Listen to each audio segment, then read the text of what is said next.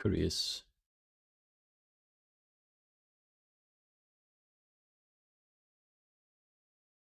Wait.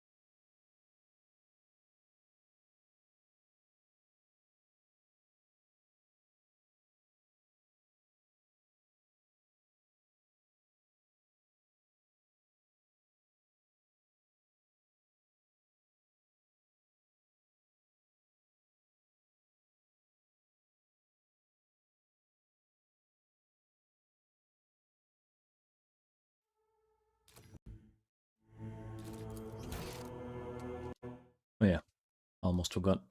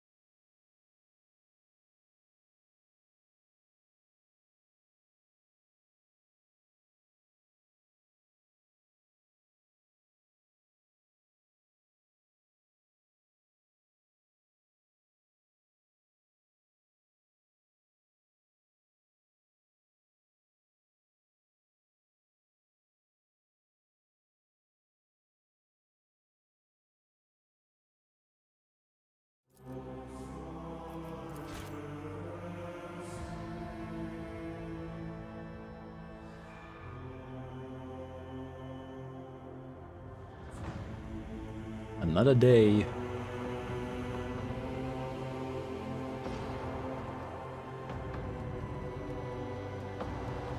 More space.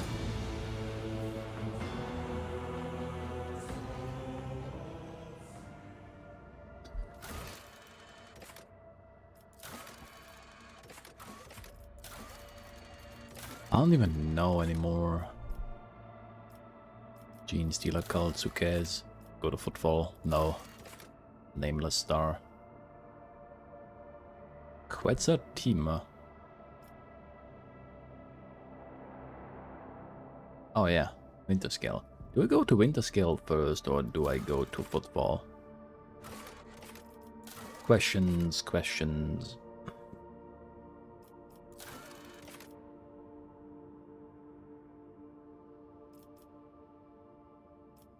Mm-hmm.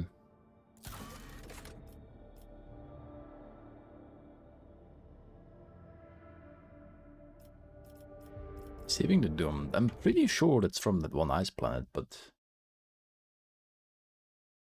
I really don't know.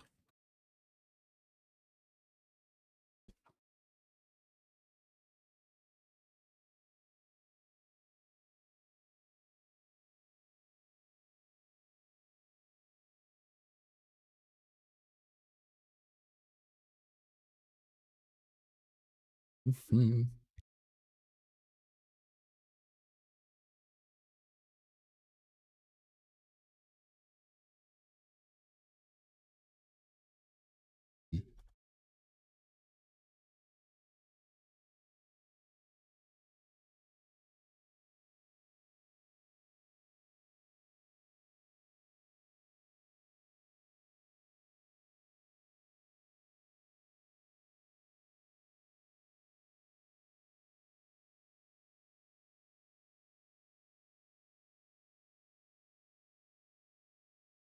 Oh, apparently it's bugged. Nice.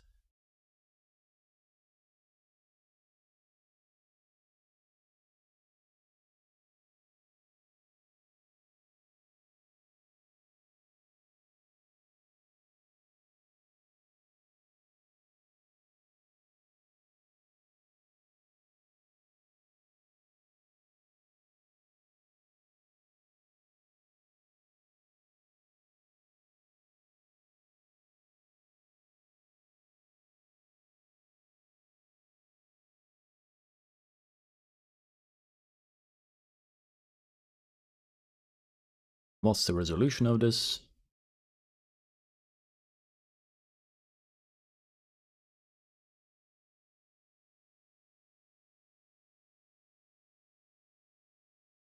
Mm-hmm.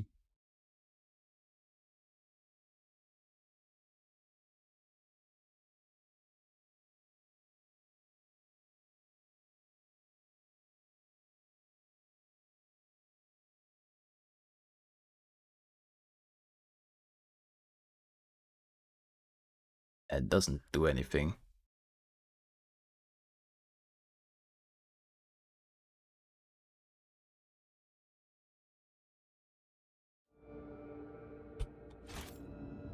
Well, anyways. I am going to the Gunners.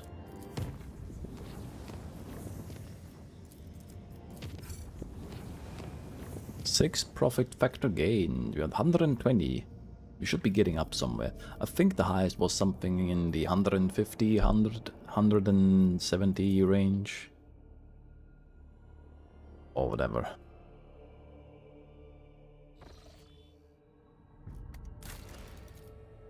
Our Lord Captain's presence will be required. Milestone. Who cares?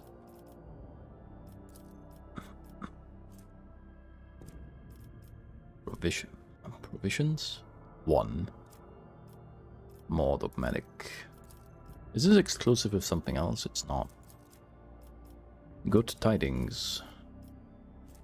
Complacency or profit factor. Epiphany. It's a power sword.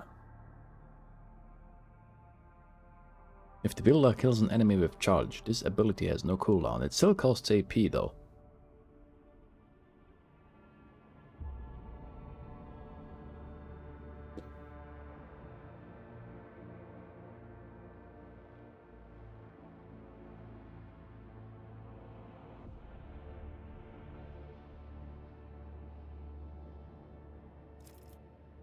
Hmm.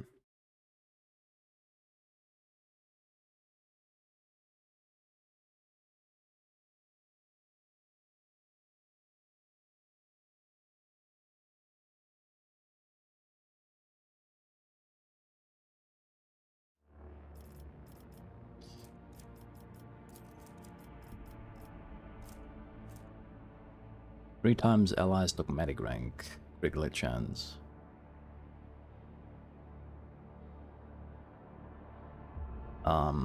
That will be Hendrix and then who else? Argenta. Where we drop him, boys? We drop him back on our homeworld. Hey, Medaby. Profit factor, I guess. Does this unlock blocks? Bonfires of the righteous. More security. Accusation of heresy. Plus 20% damage against demons.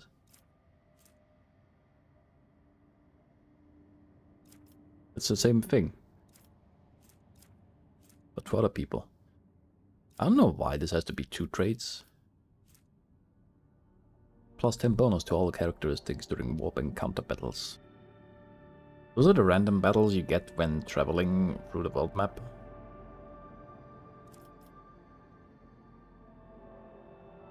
When are the anime girls gonna be on stream? I haven't done the Rabbi Ribby stream in quite a while, haven't I? You're right. Maybe I should just stop right now and go back to playing Rabbi Ribby.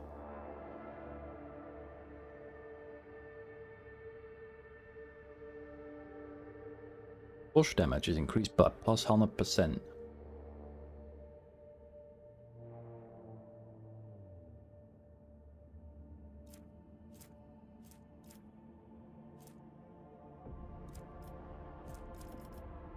That's it. I mean, it gives you a lot of bonuses. I like the plus 20% damage against demons, though. One of the projects has been completed in... So this is unlocked by all of them. By all of them, by all of them. These are all not exclusive with each other. I didn't really have the time to watch Gem's whole Trails experience today.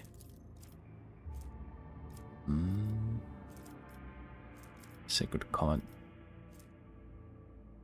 All collisions caused by the Thunder's Hammer's pushing attacks deal plus 300% more damage. Collision part is only the part where you shove enemies against a wall or whatever. Agility resistance test with plus 10, which is never gonna happen.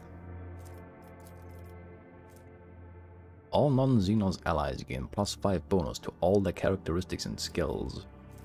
That's pretty good. 85% armor.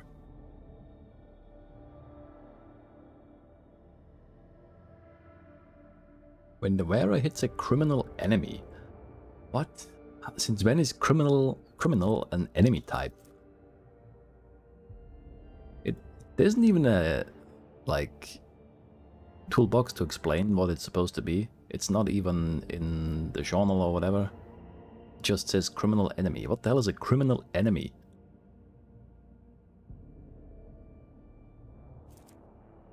Does this only include already judged criminals? Does it include my own crew being involved in a mutiny? Because that's a crime, right? But they're not criminals yet. People only turn into criminals once they have been dragged to court? Or is it literally only prisoners? I don't know. Plus 14... what? Coercion. Plus 14 deflection. What? What? What? Huh?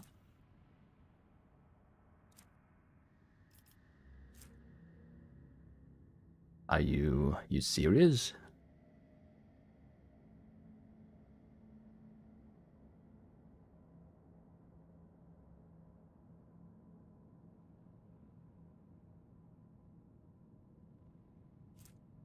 I mean, if my character is wearing this, then they might actually be able to just go into melee.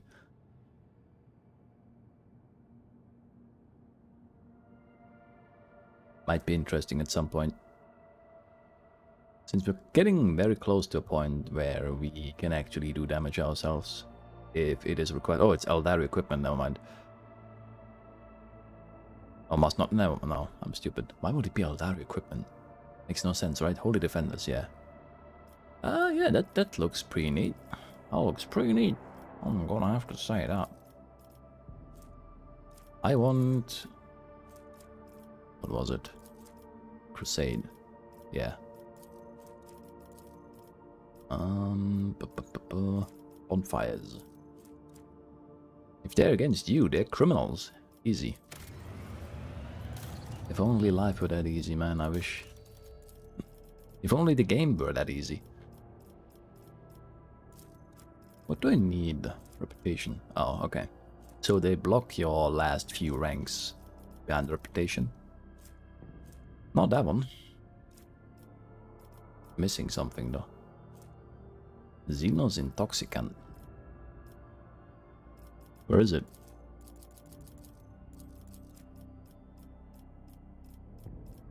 It's not here, is it? In the Protectorate. Mechanisms. More plasteel. Great. I love plasteel, but not that much. I have a bunch of mechanisms now, though Phlogiston is very scarce. Promethium. I'm gonna turn people into fuel. Hell yeah.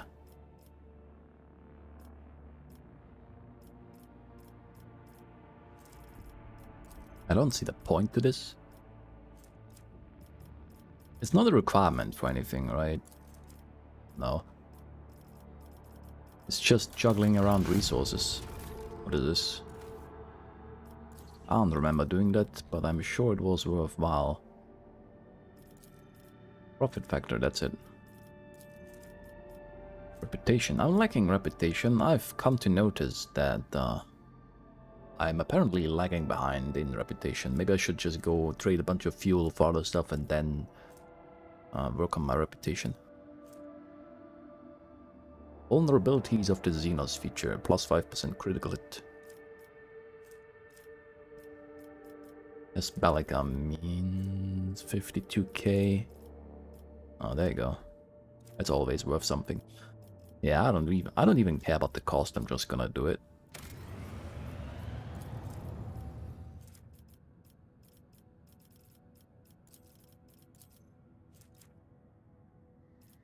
Holy ammunition. Got nothing of that. Extractium ignifera. Wait. What was this one called?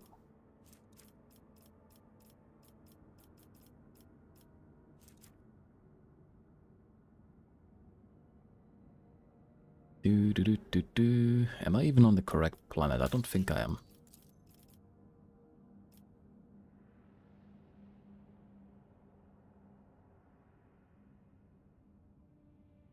Oh, there's holy ammunition. So it's just gonna require buildings on other planets, but it doesn't tell you where those buildings are. Like, it would be so easy, right, to just have the tooltip say, alright, it needs this and that. Where is it? This is not the right planet. Holy ammunition. You click on it. Oh, does it tell you? Oh yeah, it tells you. Never mind, I'm stupid. Defense of Foulstone. Okay, so this one is on Foulstone. This one doesn't tell you. Okay. Are you gonna watch 28 years later? I'm gonna be way too old by then. I don't think I've even watched 28 weeks later. I've only ever watched 28 days. That movie is old by now. That's why I got the mod to add more construction projects and to not block projects. There's a mod for that.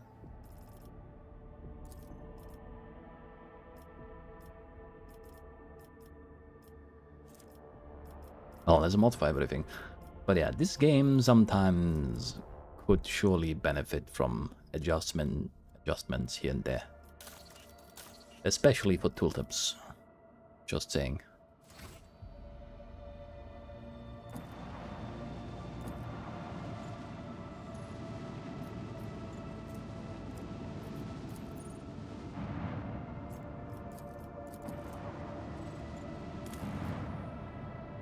They should copy trails, honestly. Yeah. Is there anything that trails can't do?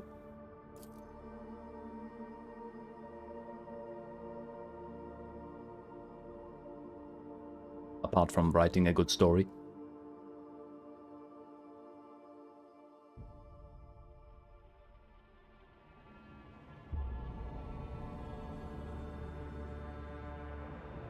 Gaming has already been mastered and it's called Trails. Oh. For some people, maybe.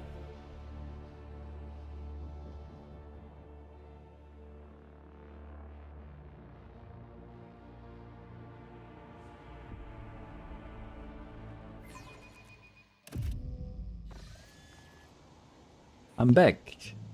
Ah, yeah. There's nothing happening here.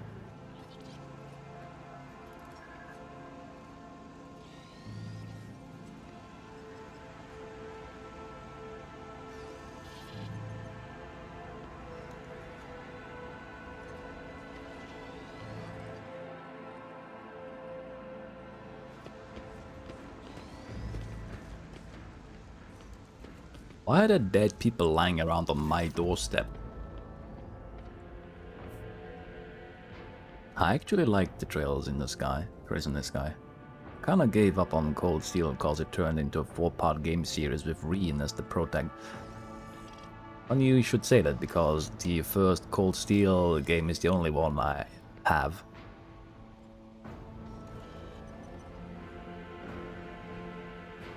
I'm gonna play it once it turns good. You're confronted by the sight of dead bodies at the entrance to the palace. The corpses have been hauled into a pile. No, they have not. Some are dressed in the uniforms of palace wardens, while others are arrayed in the clothing typical of the Dragonus nobility. Upon seeing you, the young enforcer stands at attention and swallows noisily. His voice trembles as he says, "Your lordship, we're honored by your presence." What is this mess? Ah yes, 5% chance.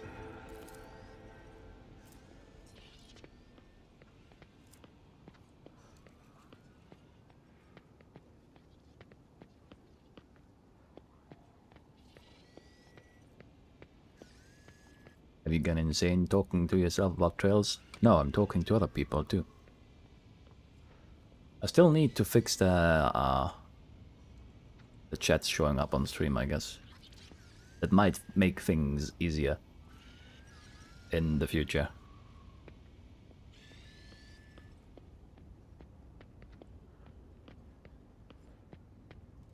But I haven't gotten around to that. That's maybe something for next week. The assailants are dressed in simple but well-made clothes, beneath which strange cosmetics can be seen. Just the usual then, no? You see, your lordship, those people wanted to attack the Warden clears his throne. Second Lieutenant of the Palace Guard, Alan Wade, reporting. Shortly before you arrived, we averted an assassination attempt on the rogue trader. The Palace soldiers detected intruders and engaged them in combat. An assassination attempt? On me? While I was away for like, I don't know how long. Where's the court chancellor? I think she is with the rest of House Bazarian. Detained in the throne room, that is. Governor Drivestem has gathered all of Dragonus' nobility there to pronounce a guilty verdict against House Bazarian. Why is the governor not here to greet the rogue trader? I do not know, your lordship. Perhaps he is... The guard throws a fearful gaze at Abelard. You can probably find him in the throne room, where the governor intends to put House Bazarian on trial. In my throne room? Bodies bear multiple wounds. It is evident that they died recently. As it should be. Why is the level up sound without a level up? There was a crumpled up letter in the inside pocket of an assailant's blood-soaked jacket.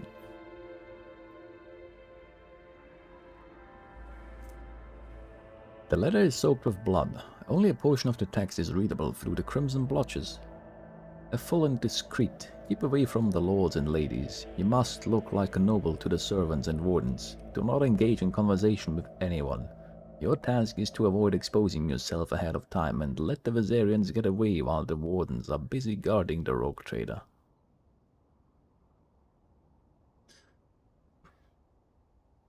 Let the Viserians get away.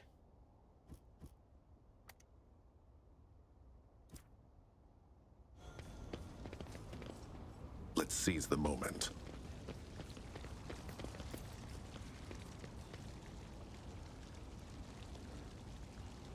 Uh-huh.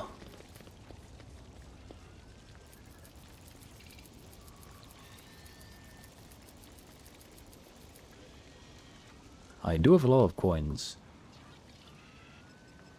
I think. I've never actually seen them. I have no idea what thrones really look like. Let's see this through. Are they coins? Are they like miniature thrones? Like actual thrones? Is it just a piece of paper?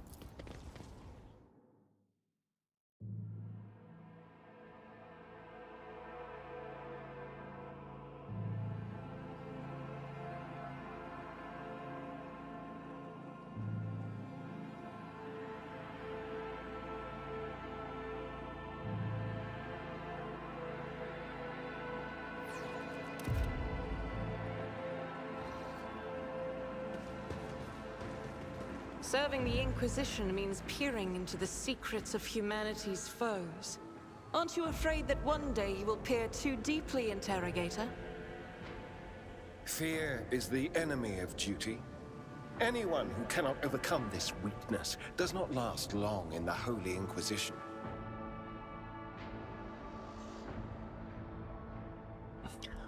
What an exciting Venture conversation. forth.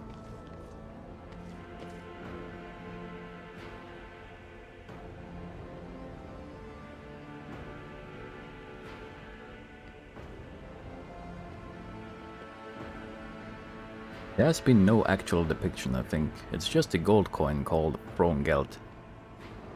I'm just gonna go with miniature thrones. I think that's better.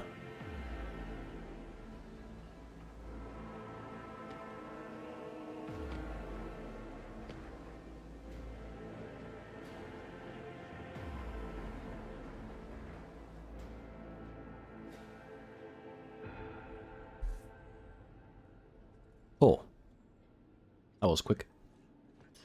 Your lordship, 'tis an honor. Governor Urban Drivestem seems to materialize out of thin air, so suddenly does he emerge from the crowd. I regret that such unfortunate circumstances have occasioned the rogue trader's visit to the capital. Clementia tries to take a step toward you, but the warden nearby stops her. Her face is veiled with fear and wariness. You look literally the same. Apart from, hair, I guess. And everything else. Actually, they look quite different.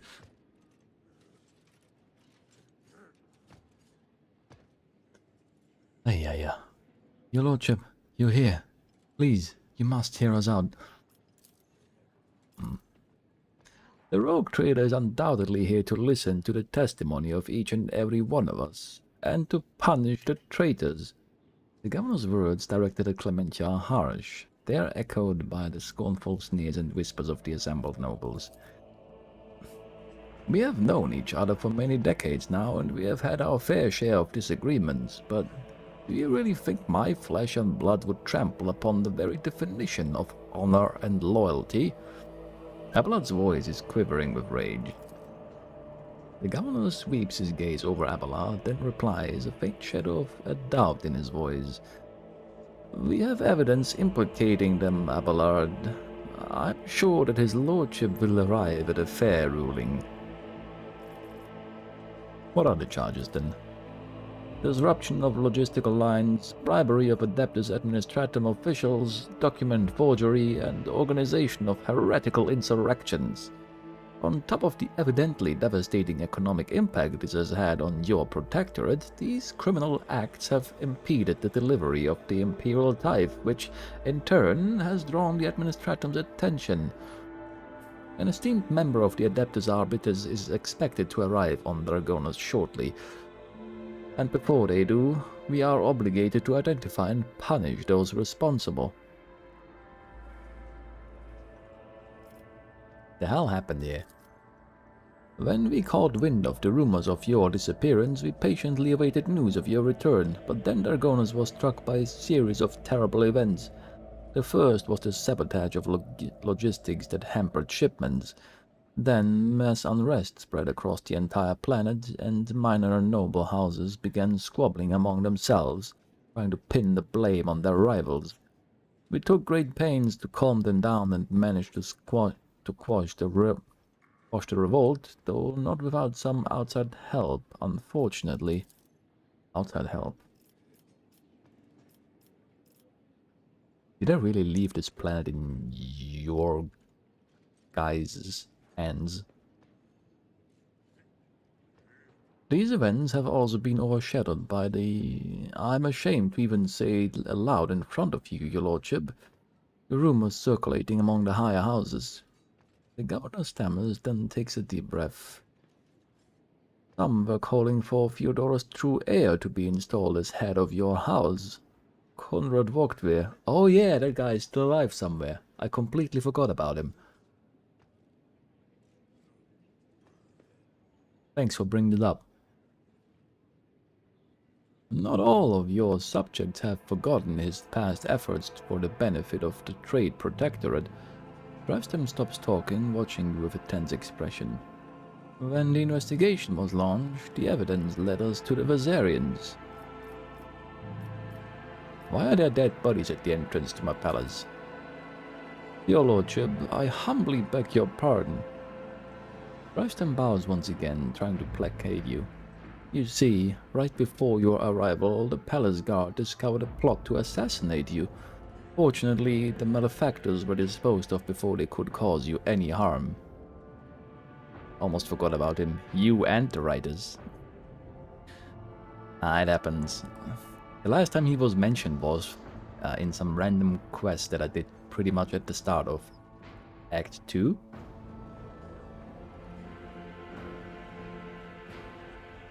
Surely he wasn't just a plot device for the prologue.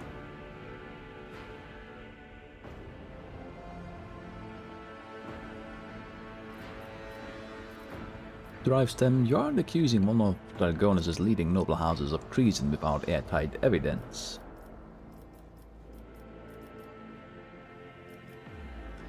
Let's see. Your lordship, House Vasarian denies all charges laid against it. Levinter glances at the governor with defiance. These last few months have indeed been trying for Dragonus, but we have done our best to remedy the situation. My family's every effort was focused on stabilizing the capital's logistics and economy, so much so that we failed to notice the web of intrigue unfolding behind our backs. Well, evidence. Of course I have evidence, your lordship. The investigation has established that members of the Vasarian family, which is responsible for both Dragonus' fleet and its logistics, used their contacts and influence to forge a host of documents in order to undermine the planet's supply routes and economy, thus fomenting unrest among the inhabitants. Allow me to introduce my son, Cornelius. Is this really the right time and place? The governor points to the lanky young man standing beside him. He bows curtly, but avoids meeting your eye. I like the guy. Cornelius holds a prestigious position at the Administratum Palace, and it is thanks to him that we managed to identify and trace the entire chain of forged documents. The investigation led us to the perpetrators, who admitted to acting on the orders of members of House Vasarian. It was they who were intent on spreading the idea of restoring the title of Rogue Trader to the true heir. This young man is shrouded in a mist of grey and blue, sickly shadows of fear fluttering around him. Cassia speaks so quietly that only you can hear her. Alright. I really think adding a character like Cassia to the game was a fucking terrible idea.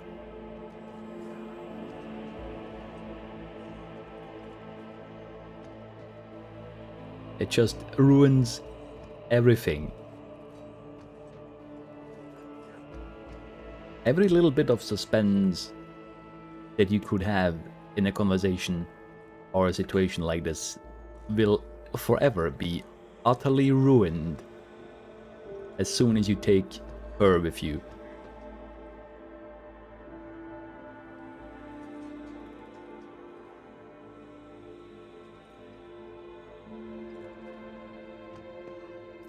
It's terrible.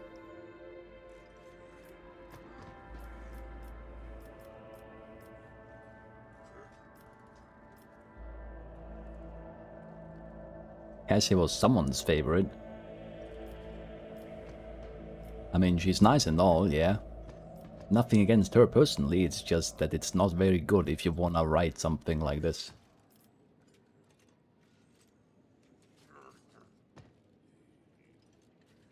Like, on one hand, it's terrible that she says this all the time. On the other hand, why in universe, why shouldn't she, right? Goddamn. Makes no sense for her to stay quiet.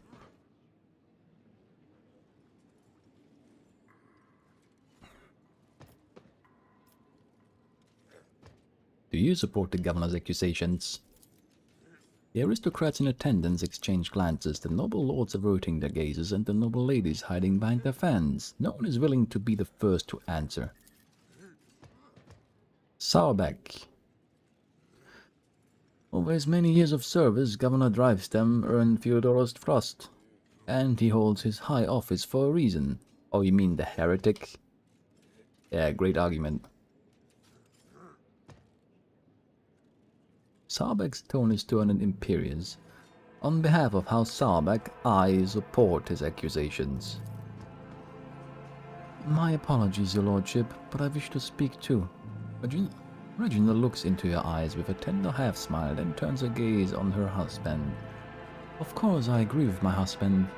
Governor Drivestem would not press charges against anyone if he were not absolutely certain of the authenticity of the evidence he had unearthed.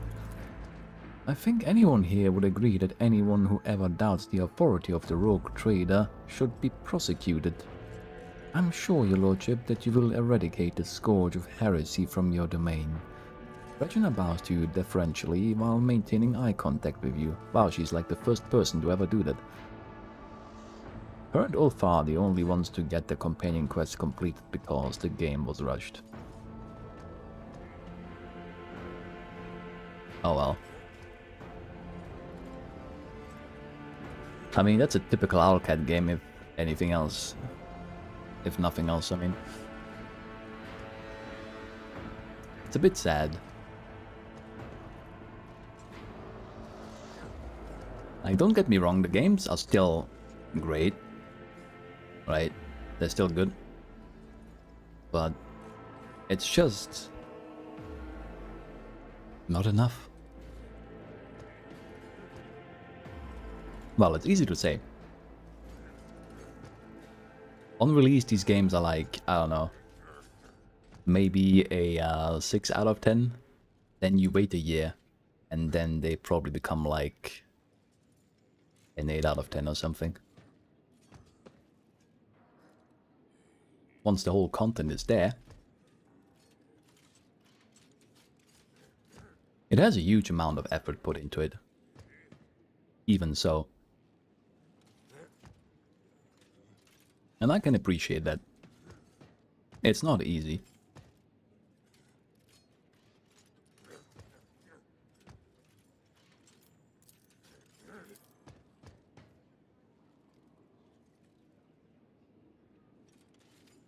I remember playing Rev at launch. I had to use console codes to complete quests. Yeah. I waited, I don't know how long I waited with Pathfinder. Probably like 2 years or something. Then Rev, I played 1 year after release. And Rev was an absolutely amazing game. And I think it's still miles ahead of Rogue Trader. So I hope, what's it called? Something Heresy, the next Rogue Trader, basically, game that they're making right now. It's gonna turn out absolutely amazing.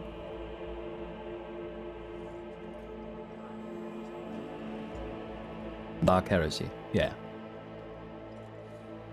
That one. This game started development late 2021, then the Russian invasion happened, Alcat being based in Moscow had to move to Albania and Malta, which took ages. Then the game was released mid-2023. Yeah, you can tell. I've got 2 more projects they're working on too. Oh yeah, they're making some fucking cover-based shooter or whatever. I'm not sure. Are they only a publisher for that one, or are they actually developing it? That's just something I saw on the sidelines, but goddamn.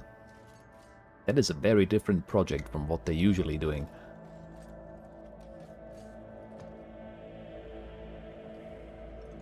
I was very confused when I saw that announcement.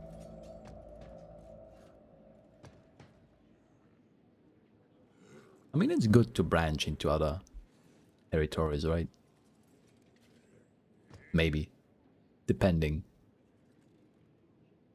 Who the fuck is Gaprak? Why is he speaking up? Why is she speaking up?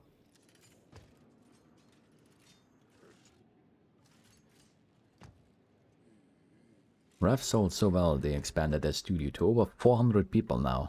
They're also in the publishing business. Yeah. So I don't know whether they are developing it or only publishing it. Your Lordship, Governor Drivestem has always faithfully served the rogue traders of House von Valencius and concerned himself with the future of your trade dynasty, and so House Gaprak thinks his charges against House Viserion to be sound. The Augmetics hide Toriana's emotion, but her voice sounds slightly timorous. What the fuck is timorous? Timorous? Timorous?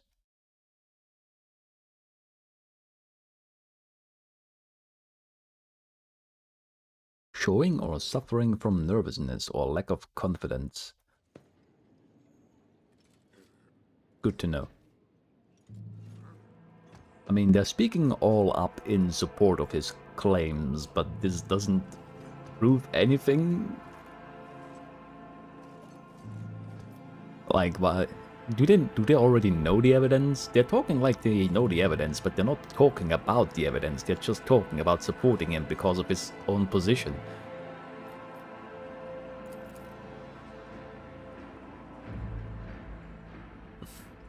I humbly ask you to allow me to speak in defense of my family's honor. The evidence provided by the governor is utterly false.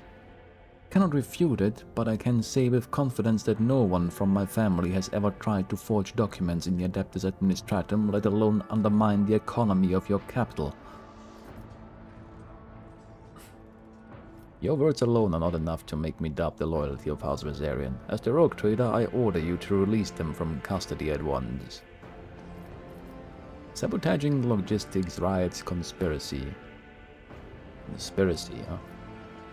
The case appears to be flimsy. I wish to learn more before I make my final decision. I do not have time to deal with this. Drivestem, I accept the findings of your investigation and find the Viserions guilty. The end. While Abelard is right next to me.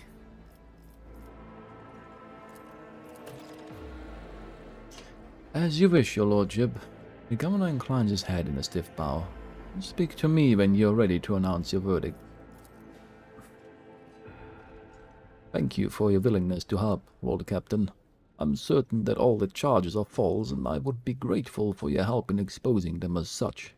I think you should speak to everyone present, noble lords and ladies. And the ladies. This is gonna be a lot of Forge talking, isn't ahead. it? Never linger. What have you seen? Oh, yeah. I don't think we're gonna have to talk to all of these, right? Just names. Hetka. That one is new.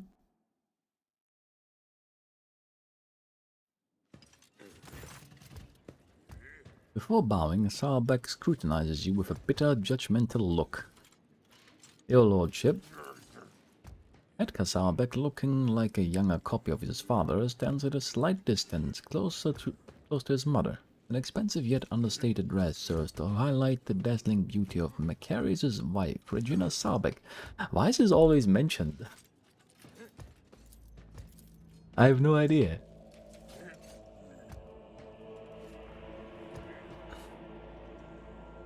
I know which kind of NTR fetishist wrote this whole goddamn family, but goddamn. It shows. Sarbeck stares at Yulit and revulsion flickers across his face. Huh? Your lordship, I'm delighted that you have chosen to grace us with your attention. Regina drops into a curtsy while looking intently into your eyes. I'm good at this. Do you really believe the Viserians are guilty? Certainly. Sarbeck replies with hesitation, or without hesitation. Governor Drivestem possesses proof of their guilt, and they have no means by which to refute it. Even if I were to entertain the idea that the Viserians are being framed, how much longer would their house have lasted anyway, if it is so ill prepared for treachery? He addresses Abelard with a slightly mocking tone. My advice to House Viserion would be not to appeal to the rogue trader for help, but instead to simply stop, accept their fate, and not make matters worse for themselves. I cannot remember Smar von Valentia seeking your advice on what House Viserion should do in this situation. Pay attention, Macarius. Focus on the rogue trader's questions. Who apart from the Viserions could have a motive to conspire against me? Everyone. House Drivestem wishing to expand their cloud. House Gaprek, who lost their influence after the Kavagama incident. Sarbeck looks back at his family, then turns to you again. House Sarbeck, whose patriarch is too direct in his communication with the rogue trader. Anyone could have a reason to conspire against you, and equally they could have none. It is not a question of motive, but of loyalty. Each of your subjects has sworn an oath of loyalty to you, so whose sincerity do you doubt? Despite Sarbeck's attempts to suppress his revulsion, the presence of inhumans in your retinue undoubtedly reflects his fervent desire to eliminate the enemies of humanity. Alright, calm down. Do my companions distress you, Sarbeck? Sarbeck's face turns red, his furious gaze trained upon you. Free-flowing rage balls in every word he says.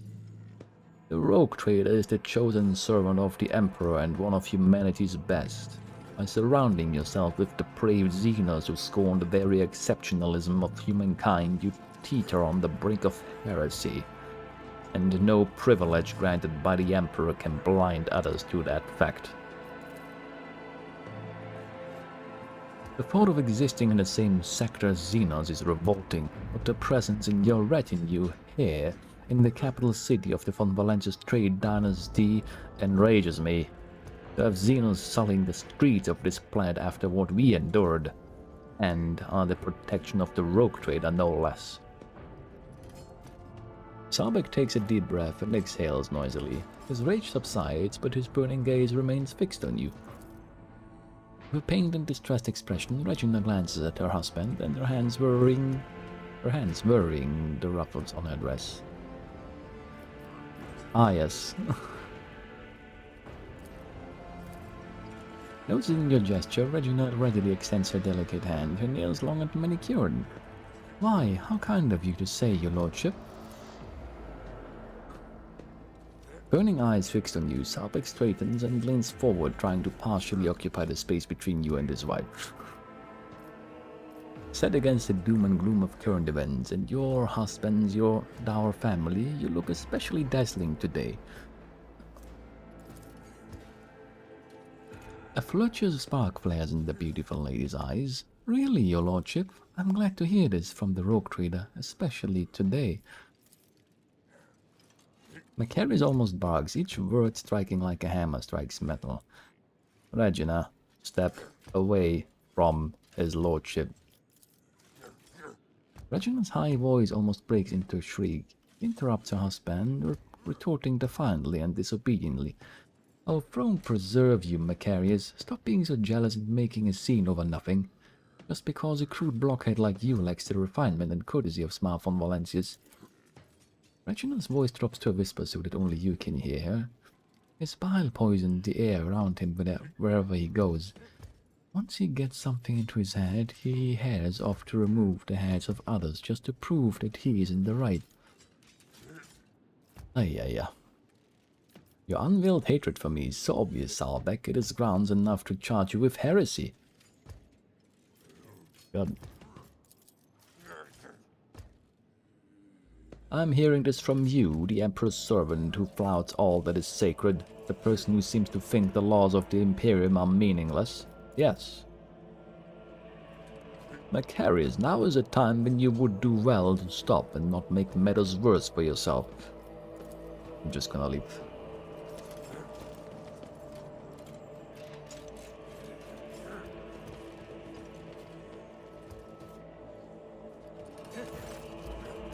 The lords and ladies sumptuously dressed in the colors of House Gaprag are standing in a half-circle around Torania and her son Vincent.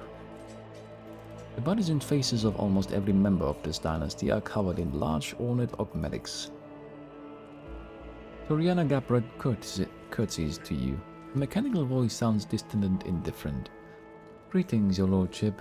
May the Omnissiah grant you understanding. With a click, her visor oculars swivel to the seneschal. Abelard, it must be difficult for you to be here under these circumstances, with your house standing accused of such a grave crime. My family, Lady Toriana, is yet to be found guilty of anything. That verdict is for the rogue trader to reach. Do you think the accusations against the Vazarian family are true? I would not take such a responsibility upon myself and rule on their guilt, your lordship. I do think Governor Drivestem's accusations are worthy of consideration, however. In your opinion, which nobles might have a reason to be party to such a conspiracy? She thinks for several moments before replying.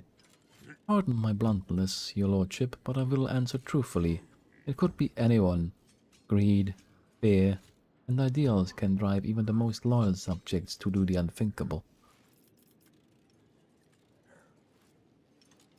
I didn't show the note to the Salbecks, though. I found this note on the bodies of one of the attackers. Oriana's mechanical fingers grip the paper. Officially, high-functioning servitors are employed by my house and my house alone. If such units were to attack the rogue trader, suspicion would instantly fall upon the Gaprags. I assume that this is what the Vazarians intended to happen, but they did not expect that the servitors would have this letter on them. Why would they not expect the letter to be on them?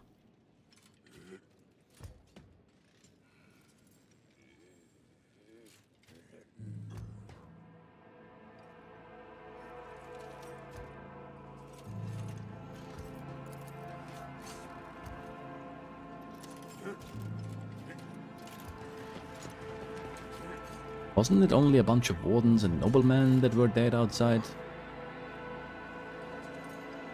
Marching ahead. There were no dead servitors outside.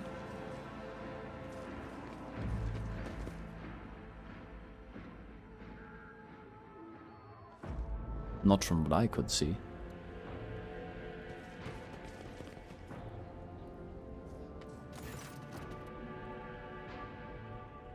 Governor Drivestem is surrounded by his retinue, who are all dressed in expensive gowns and finery. The matching color scheme of their outfits and the striking physical resemblance among them suggest that they all come from one family. Your Lordship, thank you for giving these caves your undivided attention. The governor bows and the rest hasten to follow suit.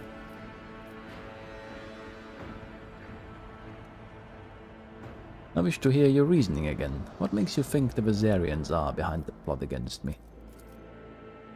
As soon as the logistical and economic problems gave rise to the initial rumors, we tried to find the person responsible for spreading the calls for Vogtvir's return.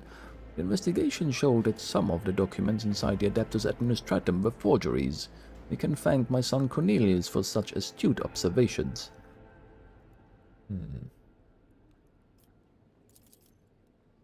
Your Lordship, a slender young man bows to you awkwardly and nervously licks his dry lips.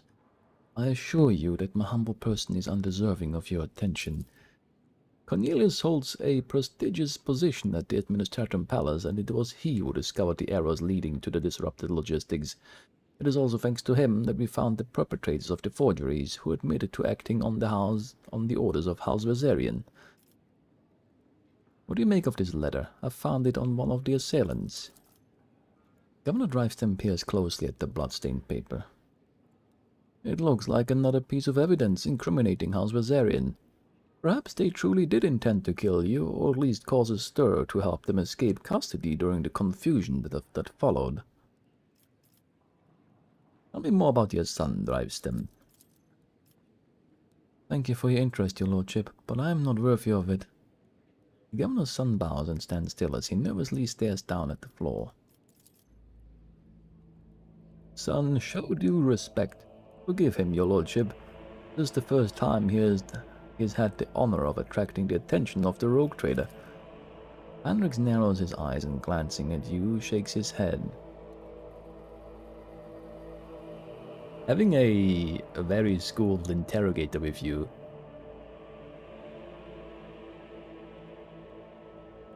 is also a slight benefit. Tell me more about your job, Cornelius. What do you do? I manage the documents and records related to the economy of Dragonus. You probably know how scrupulous the workers of the Adeptus Administratum are. I'm afraid that a more detailed explanation of my duties would mirror the administrative process of the Administratum, too long and overly detailed. Cornelius tries to look you in the eye, but it is clearly hard for him to do. How did you manage to find the forged documents in the bureaucratic hell that is the Administratum? When compiling reports on last cycle's supply chain, I noticed inaccuracies and discrepancies in the figures.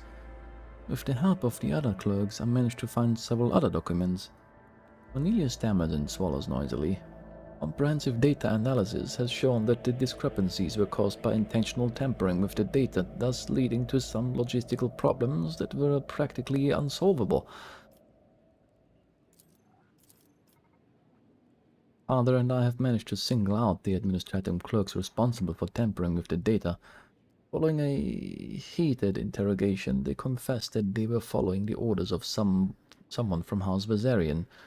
Everything was supposed to look as though they were the ones suffering losses from the logistical and economic problems.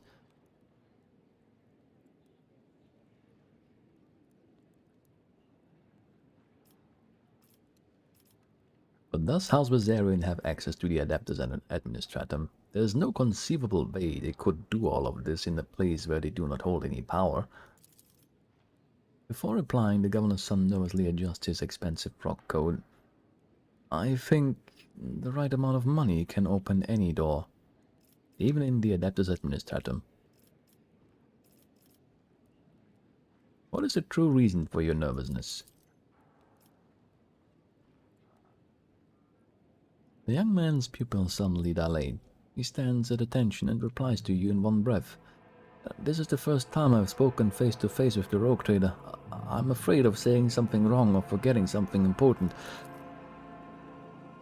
The governor closely watches his son. His tone changes, now sounding strict and curt. Do you wish to tell the Lord Captain anything else? You're speaking to a rogue trader, and my patience is running out. Okay, that's quite a shift in tone in the conversation. Are you free to talk to me? Perhaps you would be more comfortable speaking to an interrogator of the Inquisition. I see you cannot contain your awe in the face of the grand persona of your lord. I will not trouble you with any more questions.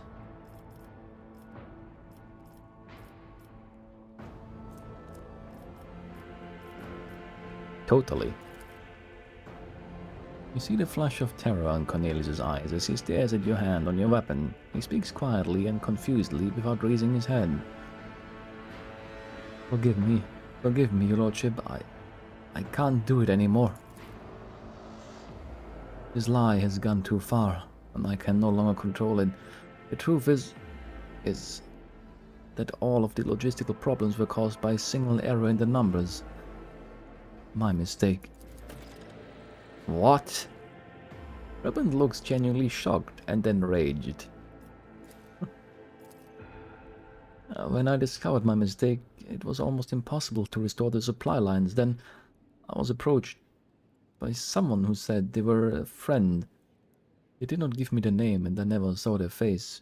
They promised to fix the problem. All I had to do was pretend that the Viserians were responsible for the mistake. And as for the rest of the evidence, they promised to arrange it all, and... Cornelius is suffocating with fear, unable to speak. Urban curls his hands into fists, the knuckles turning white. You should have talked to someone else before. What have you done? How could you, your lordship? He suddenly turns to you, as if trying to shield his son. This is my fault. I trusted my son and have failed you in doing so. I beg you, have mercy. Abelard shakes his head. And you called my family's honor into question, Urban. Nevertheless, I harbour no desire to kick a man when he is down. Lord Captain, the confession you have obtained means that House Viserion can now be cleared of all charges. But we still do not know who was behind the forgeries, the riots, the plot, and the assassination attempt. Someone is committing their foul deeds and sowing chaos right under your subjects' noses. Leave that stone unturned would be dangerous. What is this friend that approached you, Cornelius? How did the two of you communicate?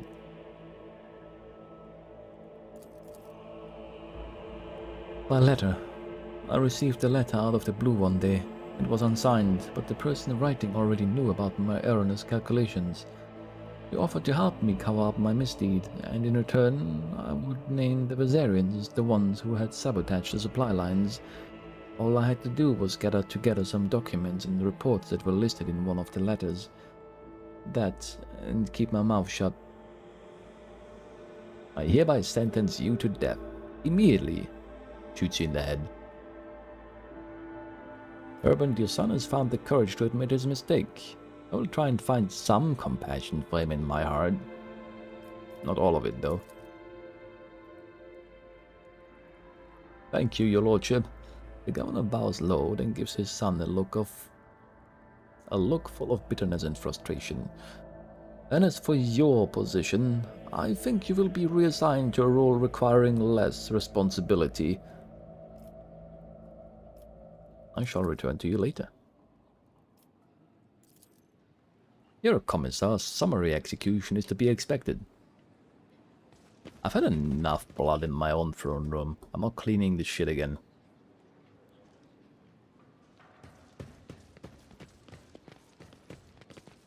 I think this room is soaked in blood more often than it is not.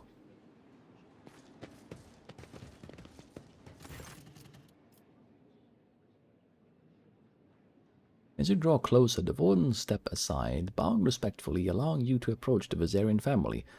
Clementia, tired and slightly disheveled, is the first to bow her head to you in deference.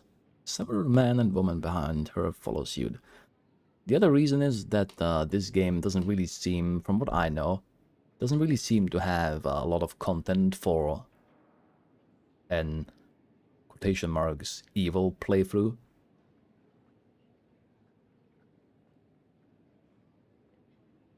which is another thing that separates it from Wrath, which has actual content. If you choose to go down that road, it seems like, yeah, you're just gonna miss out on some stuff if you just kill people. Most of the time, it is. Because I've done it a few times here and there.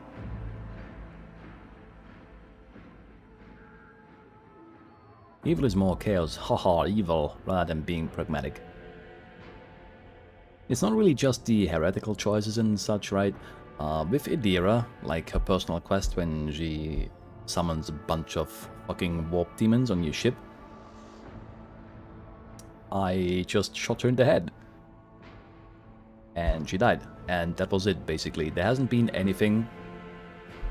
But the issue with something like that is, why should there be anything, right? She's fucking dead. Why should any real consequences happen from a character like Idira dying at that point in the game? She isn't important enough to have any impact on anything else. It's just a fucking non-choice. You just eliminate content from your game.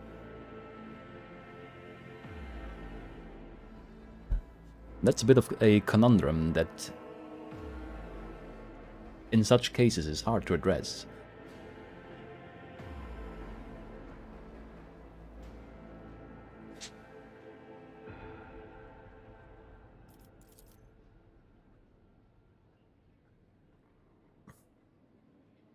Your lordship, the woman stammers as if lost for words. Accept my most humble apologies for failing to greet you properly, and my thanks for agreeing to speak to me before making your final decision. It's already been reached. I don't even know why I'm talking to you. The charges brought by the governor are severe, but I can only assure you of this and swear on my own honor. We are not guilty of the crimes that House Vazarian is being accused of. Clementia. A hint of sorrow creeps into Abelard's voice, belying his stern facade. You were acting head of this family. You were supposed to take care of each and every family member, and now you're being accused of treason and collusion against the rogue trader, and the entire family is facing death. How could you let this happen? Are you truly guilty? Ah, yeah, that's a bit fucked up now that I've already talked to him. The governor claims you forged documents in the administratum. The fleet is the primary remit of House Vazarian. It is our responsibility. Logistics and supply routes are another area of our responsibility. We have no direct influence on the inner workings of the Adeptus Administratum. The first large-scale deliveries were cancelled after quantities of food were miscalculated by clerks in the Administratum. Then we were faced with incorrect weather data and a meager fuel budget. It was clear that the cause of all these problems was the calculations performed in the Administratum in one way or another, but no matter how many times we asked, we could not ever obtain any clarification on the matter. I found this letter on one of the bodies of the heretics who planned the attack. What can you tell me about it? While Clementia reads the letter, the Vazarians behind her read it over her shoulder. Your lordship, let's be frank. It would be foolish of me to try and orchestrate something like this, knowing how many wardens are patrolling your palace. I would not have let myself or anyone in my family get involved in such a scheme. If you're not guilty, who is? Anyone, really. Clementia replies with a bitter laugh. The other houses consider us unworthy of our position, and many will jump at the chance to get rid of us and gain control over what once was our domain. The planet's fleet and logistics, at the very least. Lady Theodora chose to grant noble status to House Vazarian, but the other houses, which have served in the Expanse for millennia, did not welcome the decision. It has led to some difficulties. Some, huh?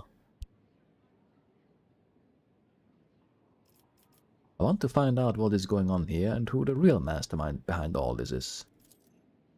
I'm afraid I cannot be of much help.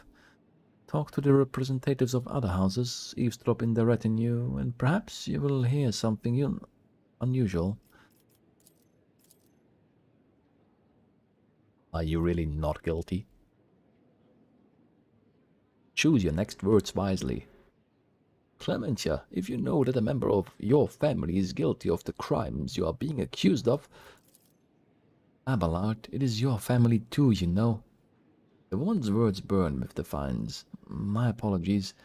I should not lose my composure. No member of House Bazarian is involved in a conspiracy against his lordship. Honor and loyalty are not something we take lightly, and we know whom we serve. Alright. Stay sharp. Governor Drivestem tensely bows and replies without hesitation. Understood, your lordship. Allow me to prepare everything. Many faces are watching you, each and every one awaiting the rogue trader's verdict with bated breath. The charges brought by Governor Drivestem were fabricated. House Bazarian had nothing to do with the orchestration of the riots or the plot targeting the rogue trader, and yet this matter is far from concluded. The wave of shocked murmuring sweeps through the gathered nobles, then quickly gives way to oppressive silence. Not so much as a whisper interrupts your speech. House Sauerbeck guilty. The head of your family has never tried to hide his attitude toward me. That is more than enough to convict him. Damn. I mean, I really don't like the guy. A good opportunity.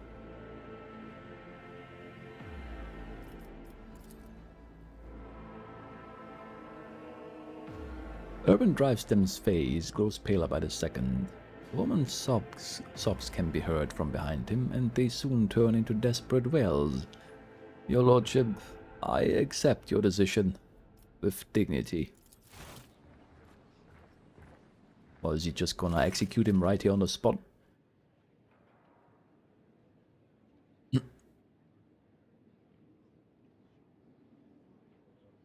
A shadow falls across Abelard's face. His tone is unwavering, but you hear the soft ring of regret in it. The noble dynasty and all its branches have been found guilty of heresy. By the order of the rogue trader, the entire house will be executed. The sentence is to be carried out immediately. Based? A good thing I didn't go for the Sauerbecks, because I couldn't live with executing his wife.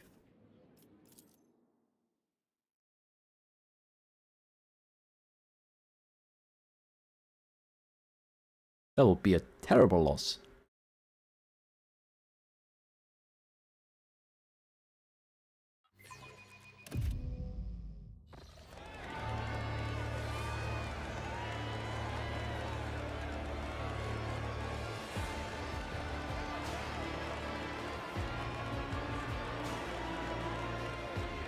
It's another execution.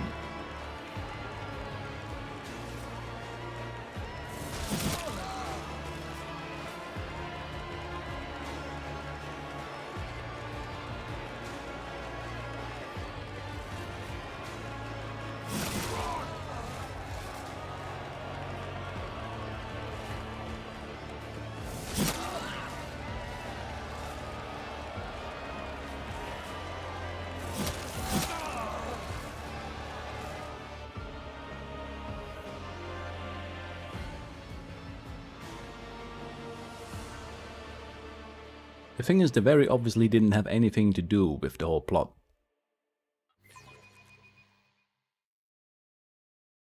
But I can't execute the Sauerbecks and his wife.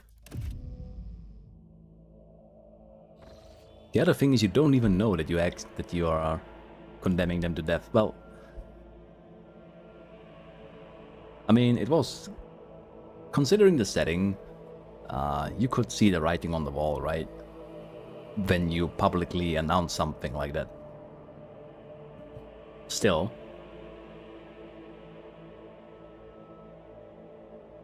there was probably a higher chance on hitting actual heretics by executing the Sauerbecks instead of the... I already forgot the name. Already gone from my memory. Over. Drivestems.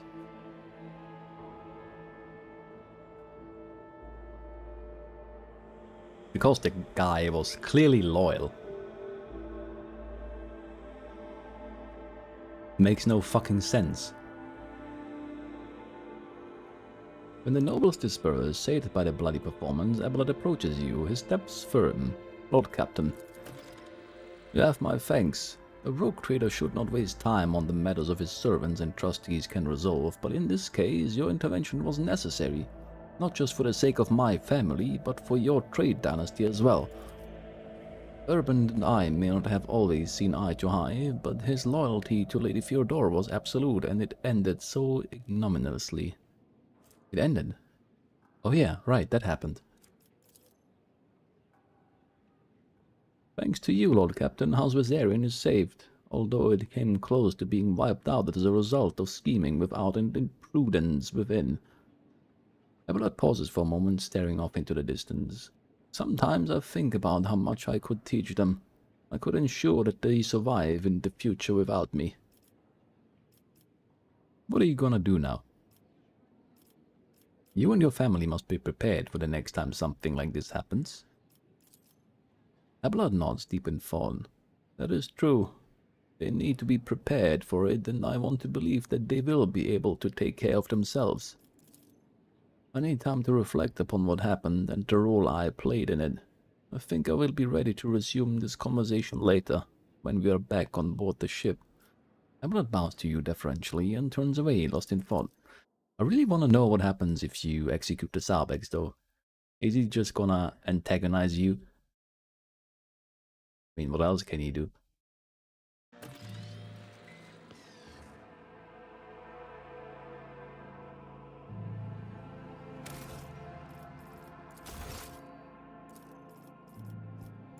Let's find out.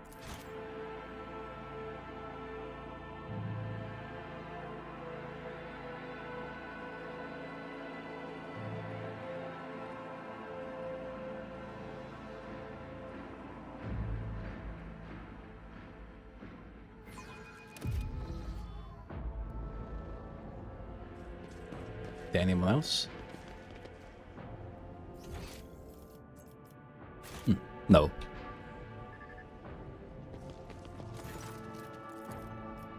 Oh, really?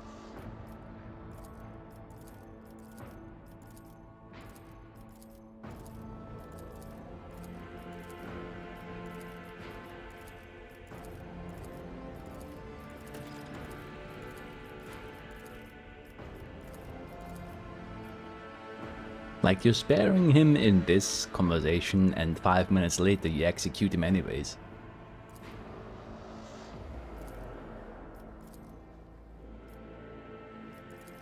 It's fucking stupid. I will not go against your despicable verdict. I will accept it. Al Sabek has never given you any reason to doubt our loyalty, and thus I will accept death with pride. But there is more honor in that than in serving the likes of you. He raises his chin defiantly, and it seems as if he is suddenly looking down on you from a great height. Regina takes a breath to say something, but stops at the last moment. Her beautiful face does not express anything but frosty resignation. Yeah, see, this is terrible.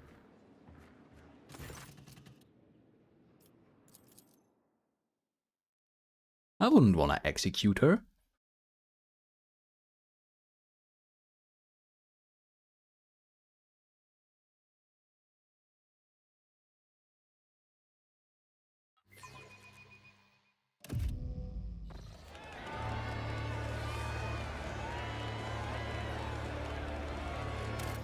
But yeah, there's no point in watching this. It's gonna be the same thing.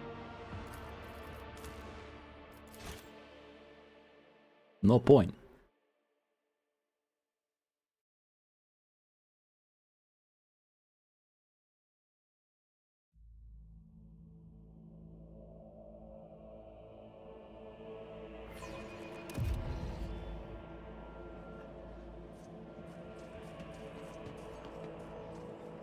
At least it didn't execute him inside my throne room.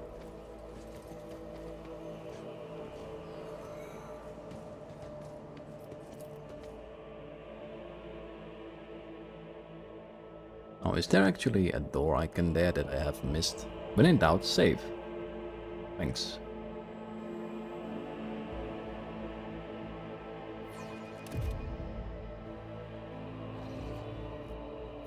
Oh, it's a character.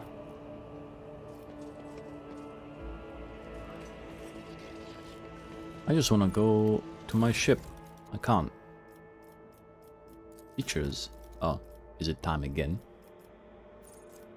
I don't know. This is ultimate post abilities.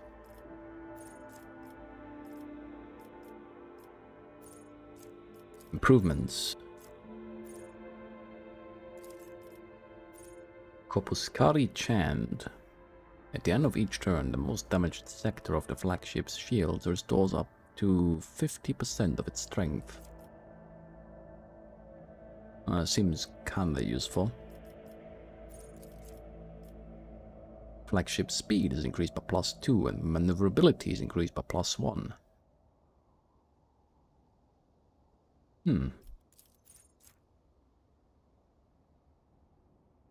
Flagship is in such a position, its evasion is increased by +35%. 35% dodge. Decent. You know what's better than dodge? Outmaneuvering your enemy.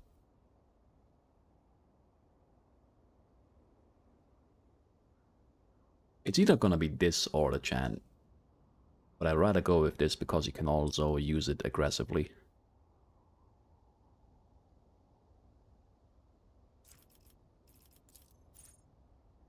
All damage dealt to a weak point is increased by +30%. This is only for one enemy creature. Are there like creature ships in space apart from Tyranids?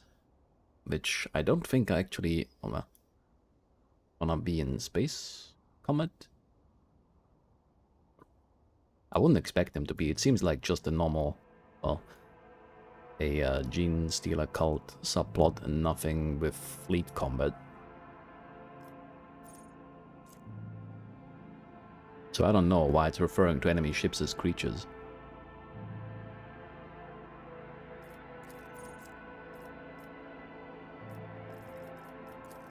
Oh yeah, you get 2 anyways.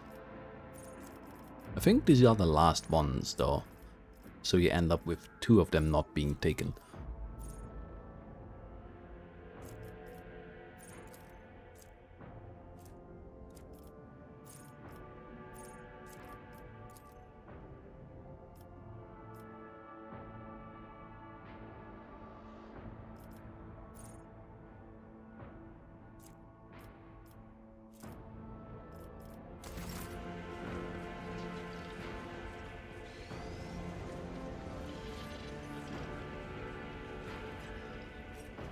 Why do I have to run all the way over here?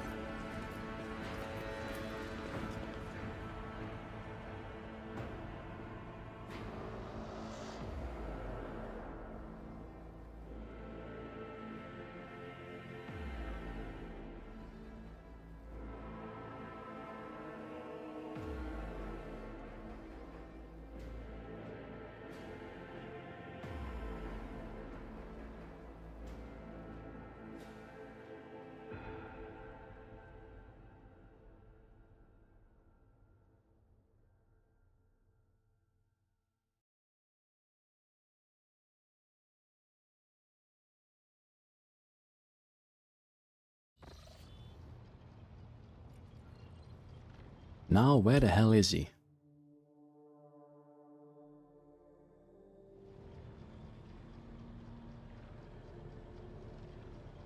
Have I actually talked to you?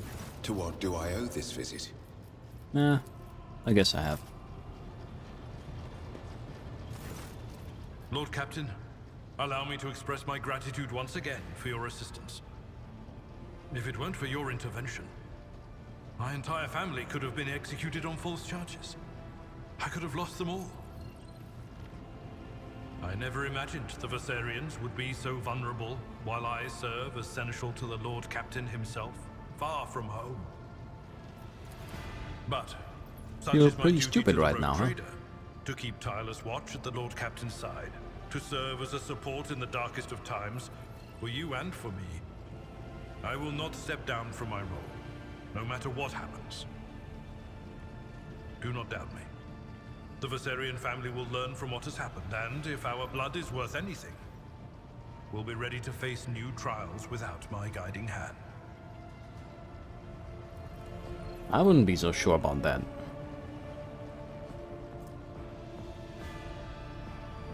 You agreed with Abelard that there was no need to change the established procedures within the dynasty. Oh. Really? That's his reason? The one time I agreed with him, like, 2 years ago.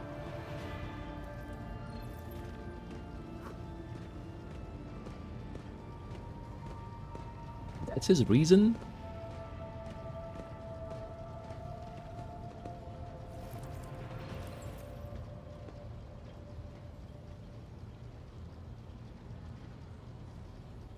Okay.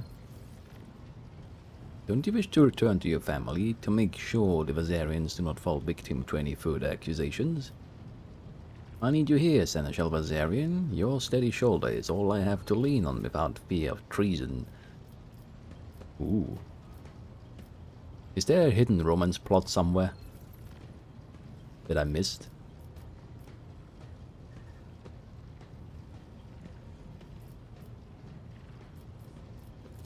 Thank you for your high trust in me, Lord Captain. I will continue to live up to it. Well then, Lord Captain, it is time I return to my duties. Is there anything else I can do for you? Oh, there was more to do? I mean, after executing anyone, I didn't think there would be something to do down there anymore. Interesting.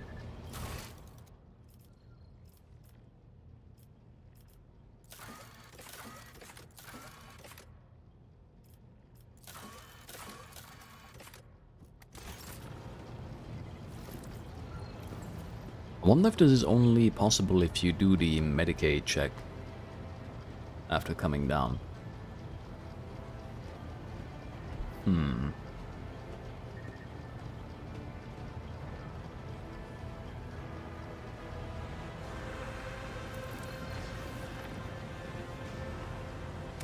I have to question this.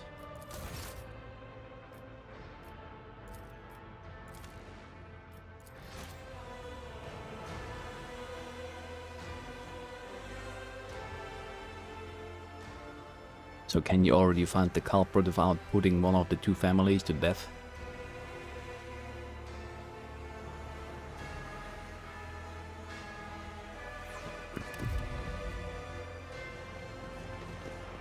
Maybe there's something else to talk about with other people before, after already having talked to them.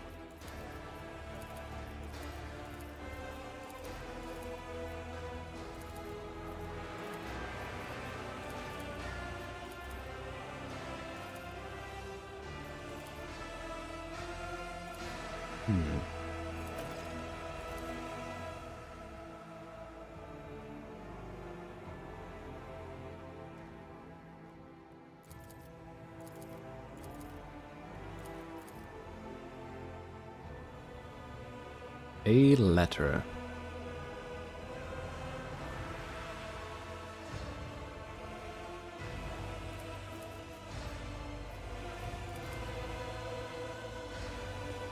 Let's seize the moment.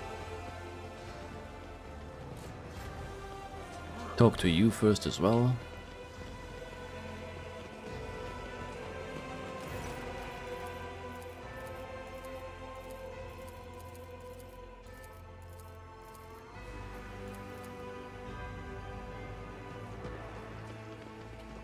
You need to talk to the man outside. There's a man outside. He wasn't even on the map. That's why I concluded that there's nothing else to do, but apparently there is. Onward to victory. You mean the man fully outside?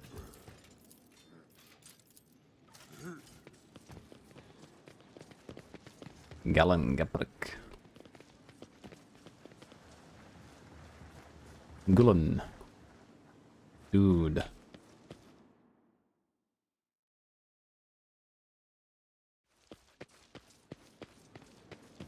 I have to wonder why their house didn't come up as an option at all. A finely dressed man of middle years is kneeling in front of the altar, his palms folded in prayer close to his face. The implant-free parts of his skin are a sickly blue color.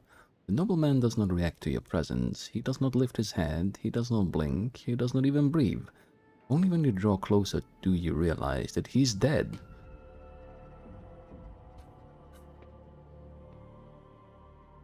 He's still moving.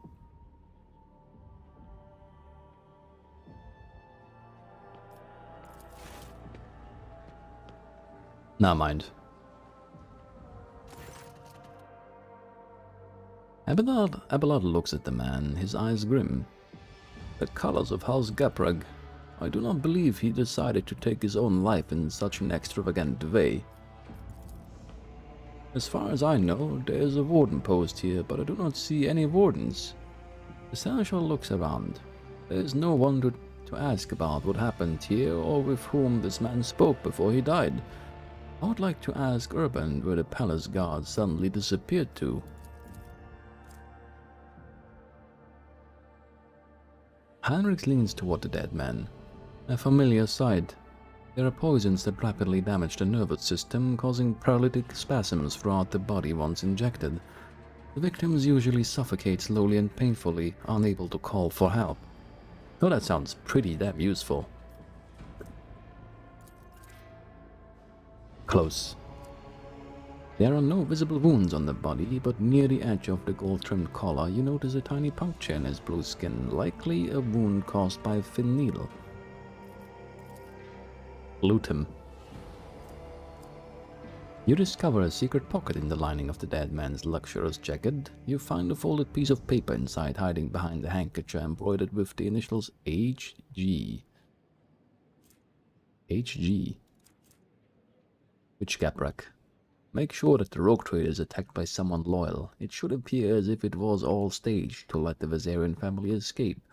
This is the last assignment. Soon your debt will be paid off in full.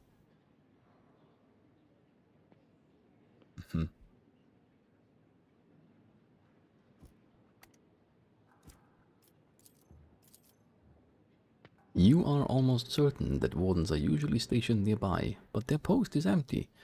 Where have they gone? This would be an excellent question to put to Governor Drivestim.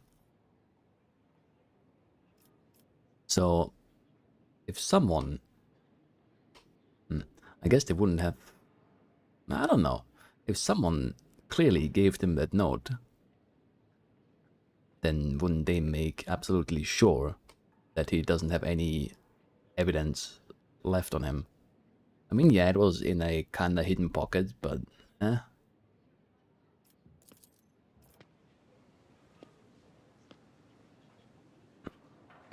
It seems a bit flimsy to construct this whole thing Forge to me. ahead. Never linger. But, I can live with that one. I can live with that one. It's okay, hidden pockets and all. The other question is, why would he still be carrying the note with him in this situation?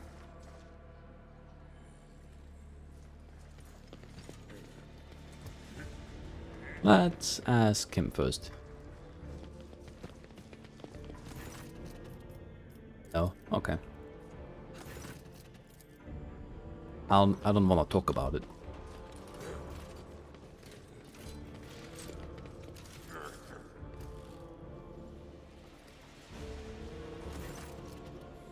The lords and ladies sumptuously dressed in the colors of House Gaprag are standing in a half circle.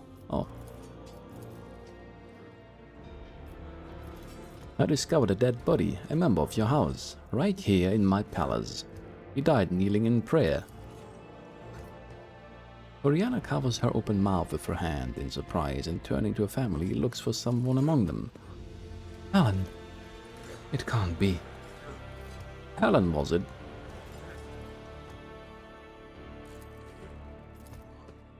Helen is one of the lower-ranking members of House Gaprag. Despite his advanced age, he never held high office, but he was forever striving to better his position, even beyond his abilities. Many members of my house struggled to cope with the misfortune that befell Kiavagama and our family. Some members could not reconcile themselves to our new position. Helen was one of them. What could have happened to him? Toriana's visor oculars are fixed on the floor, her fingers restlessly clenching in the fabric of her dress. Toriana, the time to keep silent is long gone. The future of the von Valanches trade dynasty and your house are both at stake now. We lost Kiavagama, a truly devastating blow to every member of House Gapreg. I lost all hope for the future, and my kin lost their sense of purpose.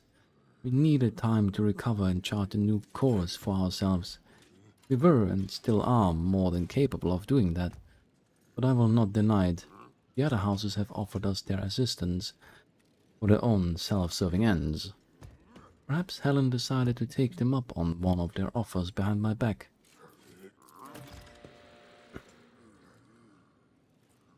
The seneschal bows ever so slightly and speaks quietly so that only you can hear him. Lord Captain, the Gapregs, all, or perhaps only some of them, are definitely involved, but I suspect that they were not behind the plot against you. Helen Gapreg could be nothing more than a puppet in the hands of a deft puppet master. We must expose whoever that is if we are to prevent the pestilence of heresy from spreading any further. Well, interrogate the heads of the Drivestem and Saarbeck houses. One of them has been pulling the strings here. Once we uncover new evidence, announce that the guilty party will be publicly executed. Before you pronounce the verdict, I suggest focusing on each house in your indictment speech, and I shall observe them. I have known these people for far longer than you have. I know all their gestures, habits, and behavioral quirks. I'm sure that I will be able to determine which of them was responsible for the riots based on their behavior. Is it really that easy?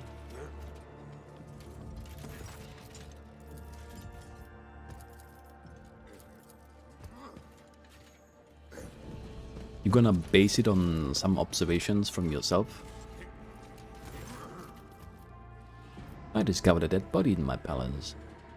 The man of House Gapreg was killed while praying to the Emperor. He had his note on him.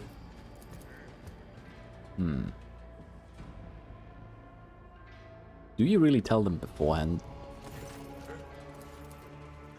Macarius looks at the note without taking it from your hands and replies without hesitation. No, I know nothing about this note. Oh.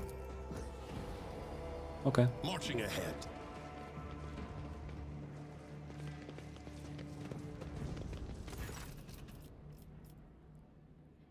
Well, now you can talk to him.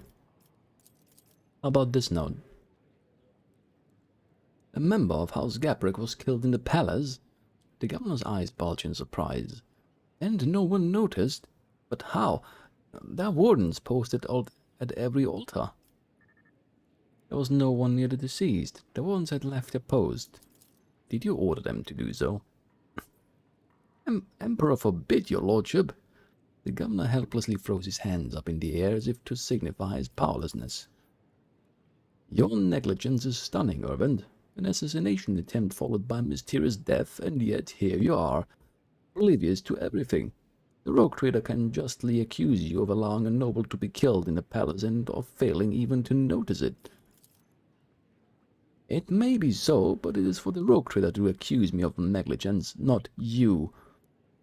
The governor addresses you once more. Your lordship, accept my deepest apologies for my imprudence. Nothing matters more to me than my honor. I shall send the servants to deal with all this immediately. Did you see Helen Gapreg today before I arrived? Helen? I did not see him myself, but perhaps... The governor turns around and asks his family, have any of you seen him today? Nobles talk quietly among themselves, and then a middle-aged woman with a tall, extravagant hairstyle replies to you. I think my sister and I saw him sitting on the bench some distance away from the palace entrance. We think he was accompanied by a gentleman, but forgive us, your lordship, we could not make out his face. Where is it? Do I really have to follow you like this? This is excruciating. I thought we are done with this kind of procedure in video games by now. Oh my Now god, I had to that's walk like 10 interesting. meters. This is unacceptable. My house would be proud of me. What was it? What? I recognize this bouquet. House Salbeck usually serves this wine. Oh. Venture forth.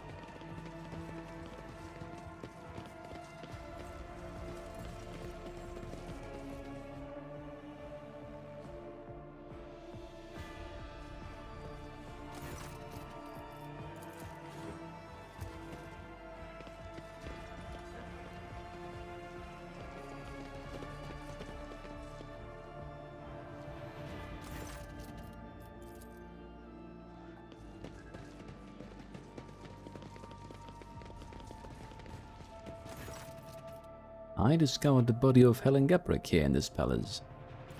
What about this note? The young members of the Viserion family crowd around to examine the note in Clementia's hands. All present are beset with worry and bewilderment. I'm not sure if it is relevant, but perhaps you should know. Since the fall of Kawagama, House Geprick has been faring poorly, to say the least. They have been looking for ways to enhance their influence and to improve their lot, including asking for help from the other noble houses. They have not approached us, of course. It is shameful to seek help from those you consider your inferiors, you understand. But perhaps the Drivestems or the Salbecks can tell you more about this matter. Nope, they can't.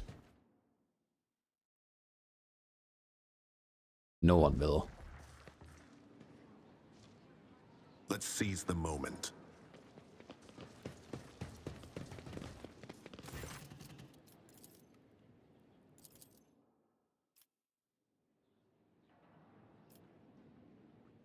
The charges brought by Governor Drivestem were fabricated. House Viserion had nothing to do with the orchestrations of the riots or the plot targeting the rogue trader. However, the real perpetrators are here in this very room. The seneschal nods to you as if urging you to continue, then shifts his piercing gaze to the crowd before you. Urban Drivestem, you have exhibited inexcusable negligence by failing to question the possible involvement of any other family beside the Viserions. We have discovered that the attempt on my life was orchestrated by a member of House Geprick.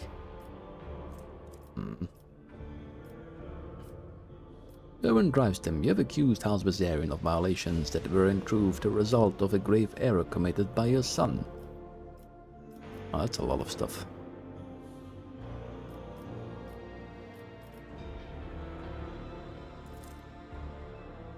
The governor closes his eyes, fear and shame getting the better of him. Some faces in the crowd look confused and surprised, but you see more bearing expression of self-satisfied contempt. Abelard looks from the governor to you and subtly shakes his head as if to say, no, it is not Drivestem pulling the strings here. I mean, if it wasn't obvious. Oriana Geprick, a member of your family, orchestrated an assassination attempt against me, here in my own palace. And though he has already been found dead, his act is reason enough to forever brand your house as traitors. Do you go for him again? What happens if you do?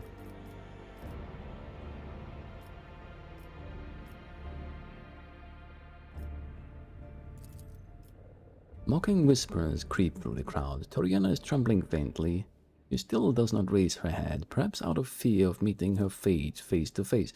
Are you gonna, like, implicate all the noble families that are the pillars of your dynasty? Because if you go through all of them like that, you do. You might as well abolish the whole aristocracy at this point.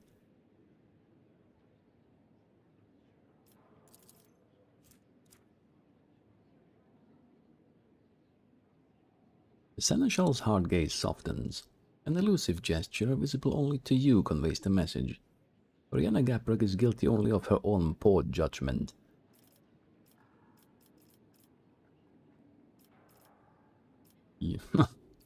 No.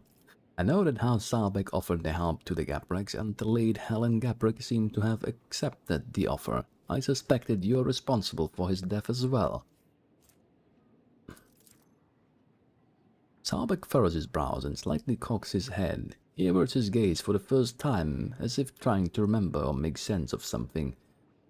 You notice some restless movements behind him. Abelard narrows his eyes and scrutinizes Macarius Saalbeck and his retinue standing behind him. His sharp eyes light up when he catches sight of something important and hidden in the crowd. The senator looks at you and nods, as if to say, "The puppeteer has given themselves away. Pronounce the verdict." His wife. Ooh. That's hot. Again. The crowd remains silent, with only their tense, anxious gazes darting back and forth between you and Macarius. Saalbeck's brows rise higher, and you notice his jaw working nervously. Abelard narrows his eyes and scrutinizes Macarius Saalbeck and his retinue standing behind him again. For a second, his sharp eyes seem to have caught sight of something, only to lose track of it the next moment. A disappointed sigh tells you it could be a Saalbeck, but is he really the one behind all this?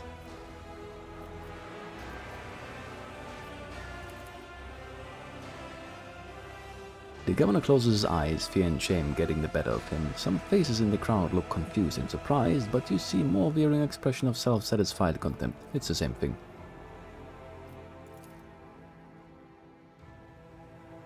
The air in the room is frozen with a tense, almost electrified silence. All the nobles, some with fear and others with reverent anticipation, await your verdict. House Saalbeck guilty. Seneschal, you may take it from here.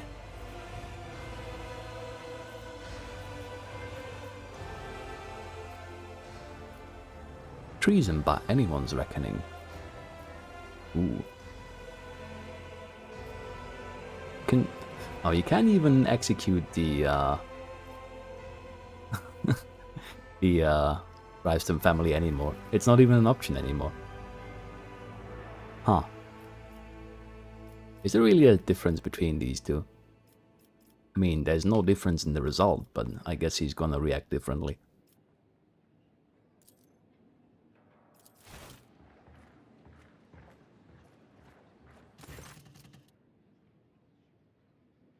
Abelard steps forward and stares intently at House Saalbeck's patriarch. Macarius, I must admit I have always admired your bluntness, but just as I once had to say goodbye to a promotion because of my dislike for intrigue, you and your family might soon say goodbye to your heads. Tell me now in your blunt fashion, are you loyal to House von Valancius? Saalbeck narrows his eyes, grimacing. I am loyal, Vasarian. Abelard studies Saalbeck, then suddenly nods.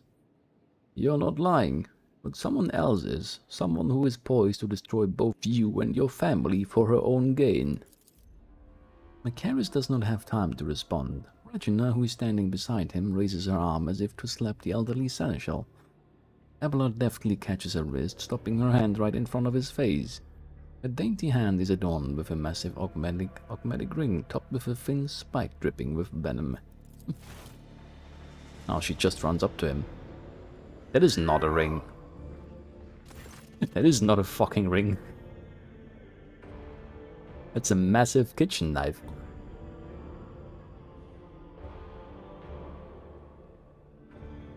Close enough.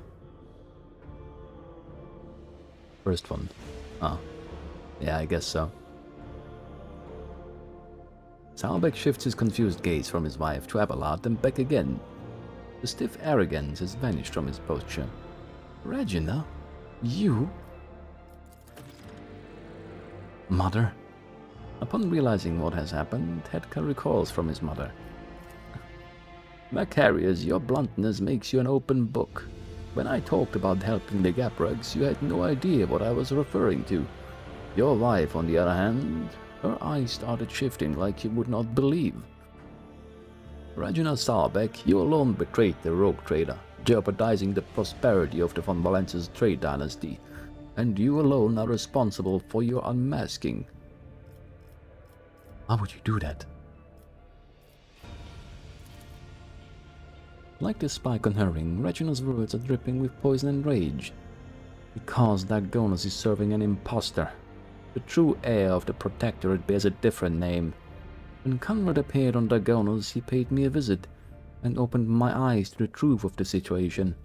Theodora was killed by the one whom she had so unwarily taken under her wing. Macaris is too narrow-minded to even consider opposing the rogue trader, even an illegitimate one.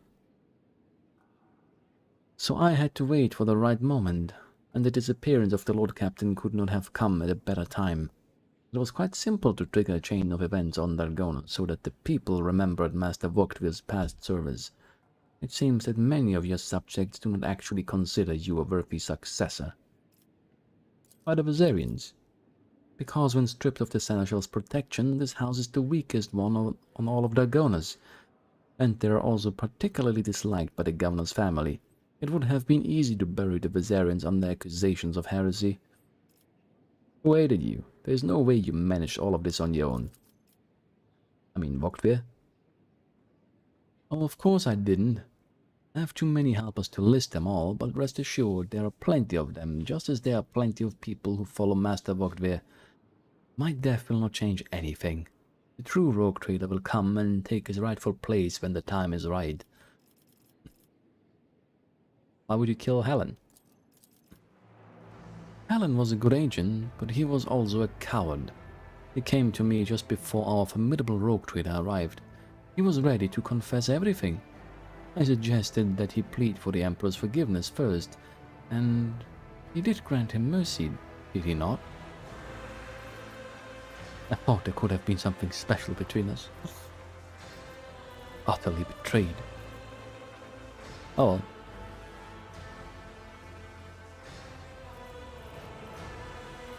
I really want to know her reply, though. Regina cocks her head and smiles at you, just as sweetly as before. I admit I had my regrets about causing you such difficulties, but what was I to do? Duty calls for us to rein in our most genuine desires. Isn't it right, rogue trader? Oh well. Abelard turns his gaze to you. Does the rogue trader condemn only the rotten apple, or the entire barrel? The entire family. I will not exterminate an entire bloodline, or an entire noble line that is loyal to me just because of one traitor. Big decision. Why would you do that?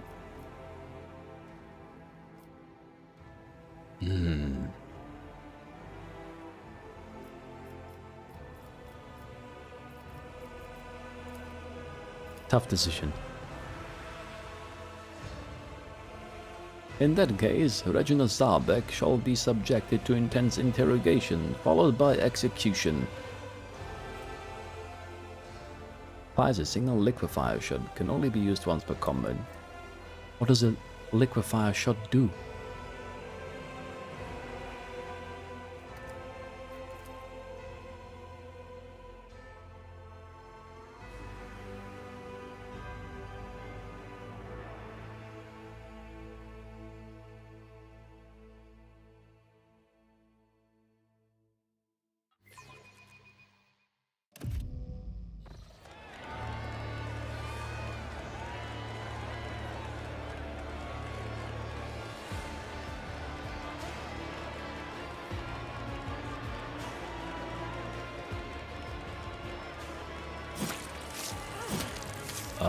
Okay.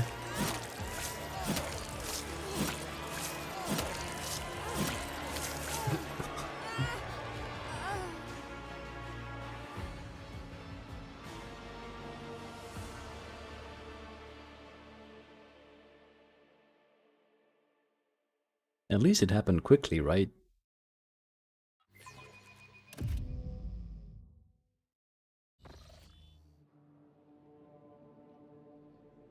It's a holdout weapon, essentially. You can equip it like an accessory and use it like a ranged weapon. Yeah, I know that much. I just don't know what the hell it does when you use it. Like, the other rings at least tell you what they do when you use them. This one just says, oh, it's a liquefier shot. That should be enough information for you to work it out.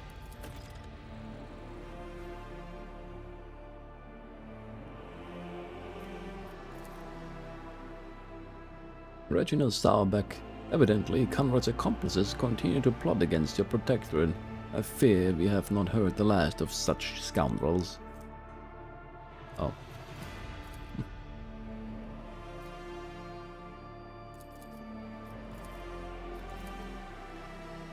Now I have to run to my ship again.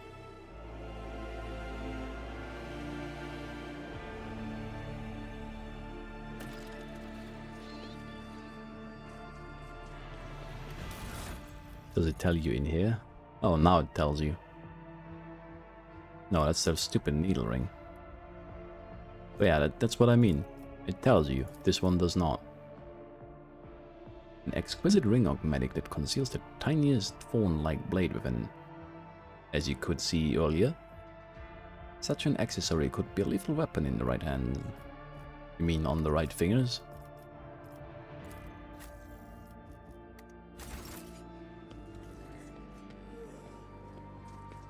I haven't really seen any use for weapons like that though.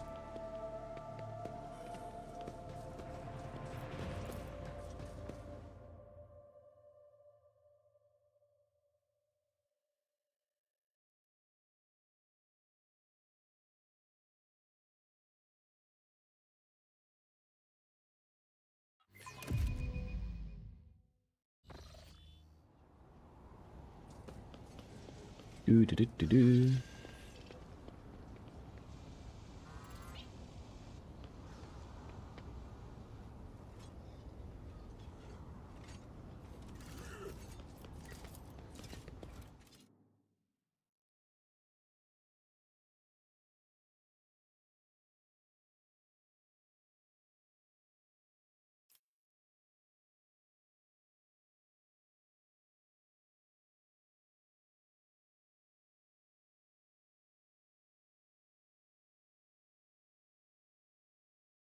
I don't know why 200 weapons gain more damage from extra strength bonus points when they already have higher damage and their attacks don't cost more to use them, and you have an attack limit of 1 per turn anyways, usually.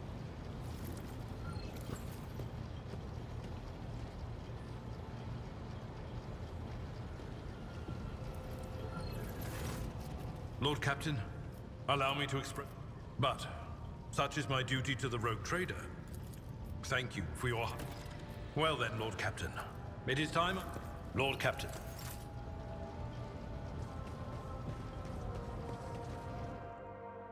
That's that.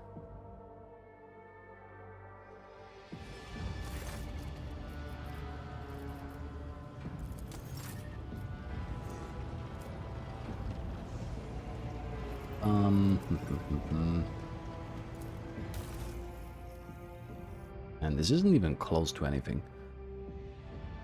It's 32 levels.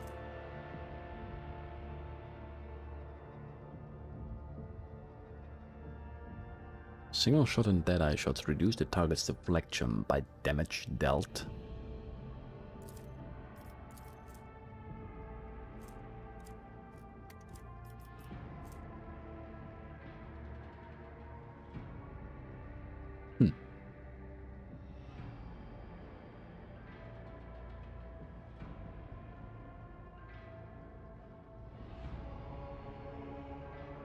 The wearer of this armor is immune to critical hits as long as no party member has been prone throughout the entire combat.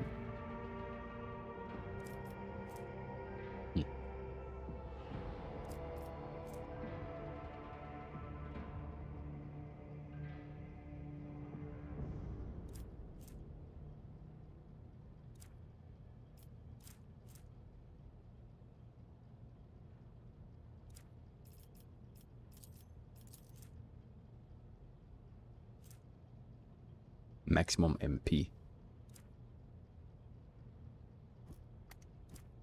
Well, that's a lot on me, no? The thing is, I'm most of the time just too lazy to look for all of this because it's much. I think in principle this method of merchants is okay. It's just a bit tiresome to actually go through it. Whenever the wearer suffers a trauma in combat, if they have more than 0 wounds, they immediately regain plus 12 wounds. I don't know, man.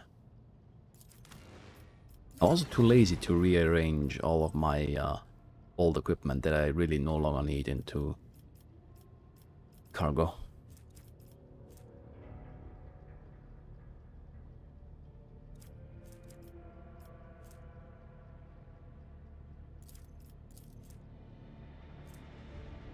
Five times psi rating.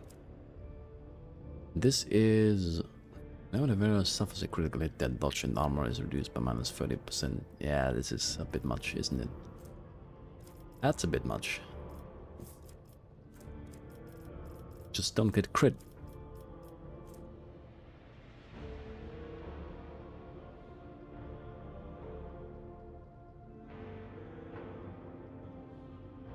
This doesn't really matter all that much either.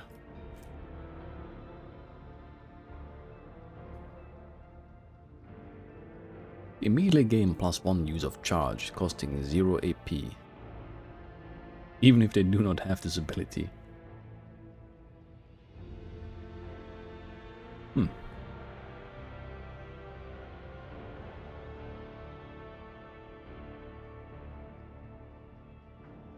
So... if you use it in tandem with that one other weapon, do you just get 2 charges of charge whenever you kill something?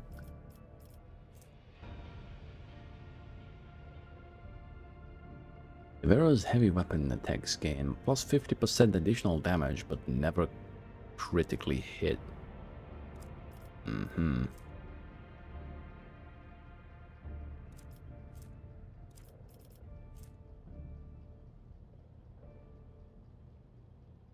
Spend all their MP to move to any cell within movement range.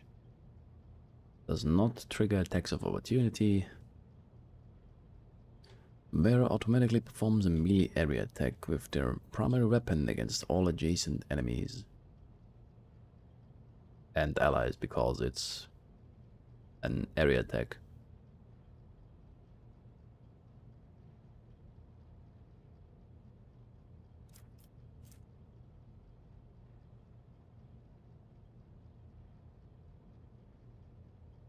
This weapon has an extra attack action, which increases armor penetration of all subsequent attacks made against the same target by 10 for 1 round. Bit of a meme.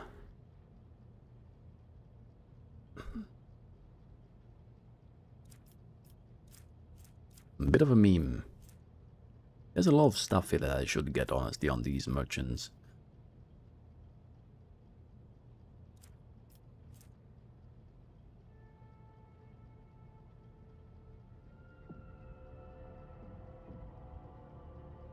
Plus 10% dodge and parry if the wearer is not in cover.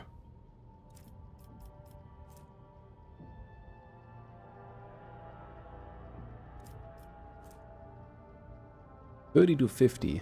Only 20% armor penetration.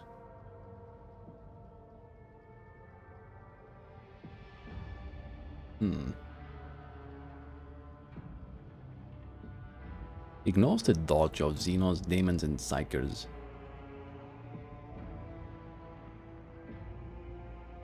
Ignores deflection of Xenos, Demons, and Psychers. Ignores the armor of Xenos, Demons, and Psychers. Too bad I don't have a dogmatic warrior, but goddamn, that is something.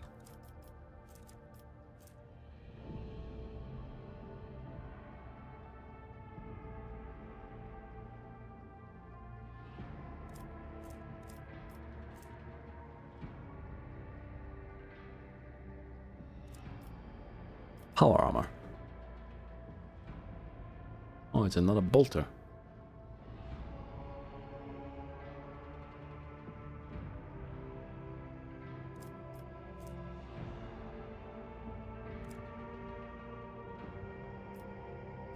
I'm gonna really look at that off stream, I think, at some point. That's not really exciting stuff. I met your cousin, Macarius. Haven't I already met him before? May I ask your opinion of him, Lord Captain? I believe he and I came to an understanding. He's quite a scoundrel. I put him in his place. It was enjoyable. Nothing special. What a lovely guy. You liked Macarius. She instantly shakes off her surprise and continues with a stony face. I meant to say, I'm glad my cousin has earned your favor, Lord Captain. That's what you meant. I know.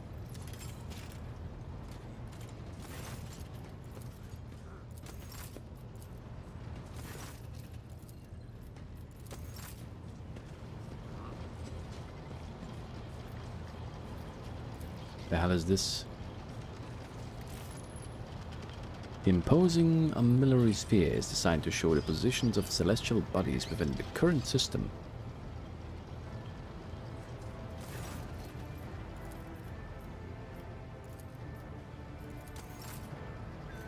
Now that this is dealt with,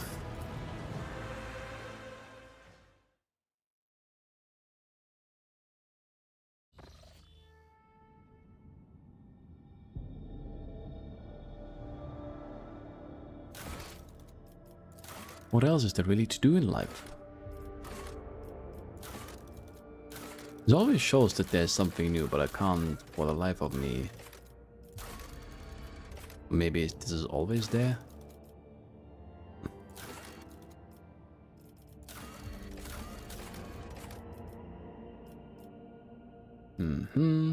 That's a sideline quest.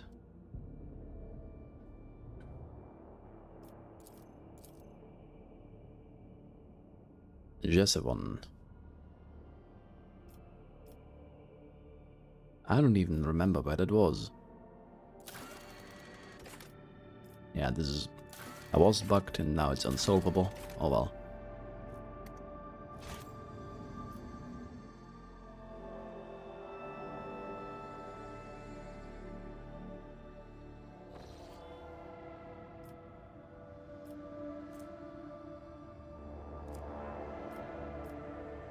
That's that. And distress signal.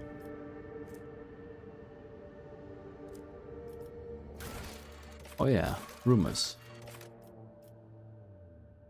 That's too much. I'm not gonna keep track of all of that.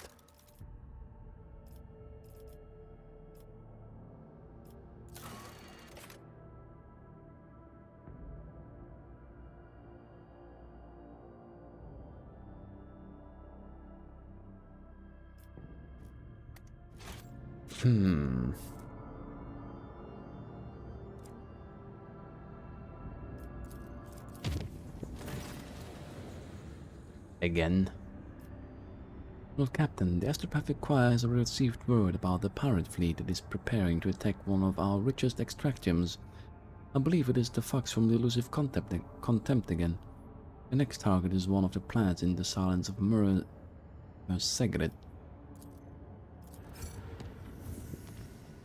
Wherever that is.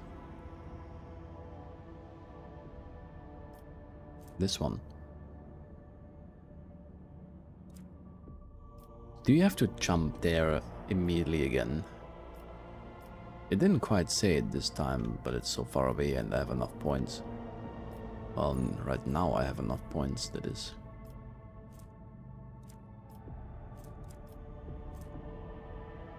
I don't care.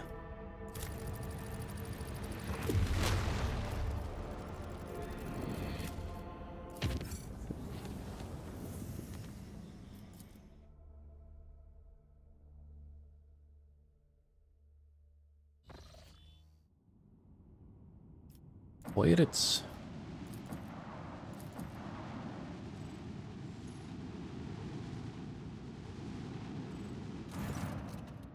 The Elusive's Contempt's captain contacts you. You can hear notes of disdain and mockery in his voice. Playtime is over and he's sure he's going to come out on top. After Rogue Trader's death, the Von Valentius Protectorate will become his playground, where he will claim plenty of booty before someone dares hunt him again. Bridge officers report the elusive Contempt is preparing for battle. Finally. Hopefully it's not gonna be as hard as the other combat. Gonna be fine. I guess the one faction that I should actually invest in is the Another engagement. got the name again. Oh well. Yeah, this might be rough.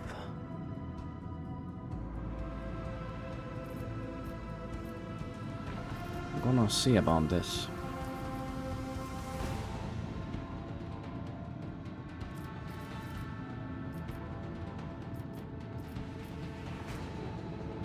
I'd really like to use this one instead. From what I remember, you can only use one.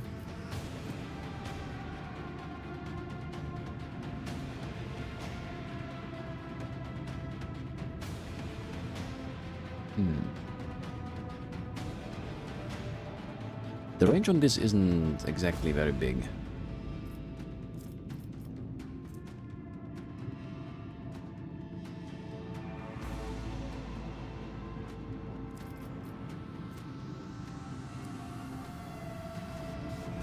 Wait a second, why is no one on their post?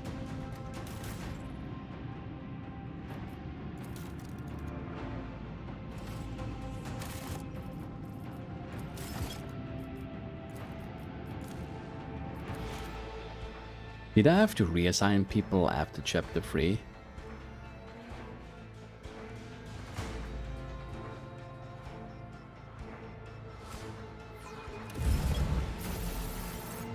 What? No.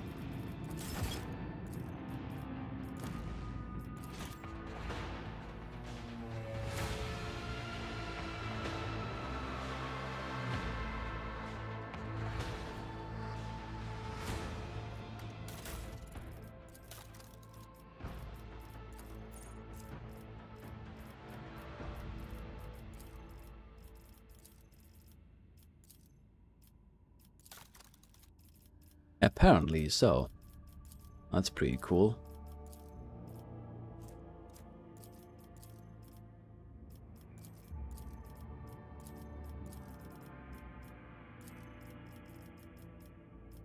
That's pretty cool.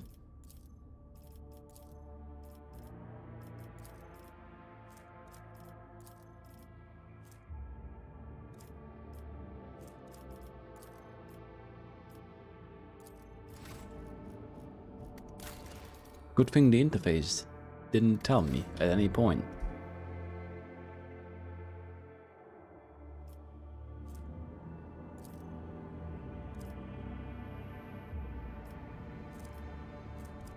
I might as well try this.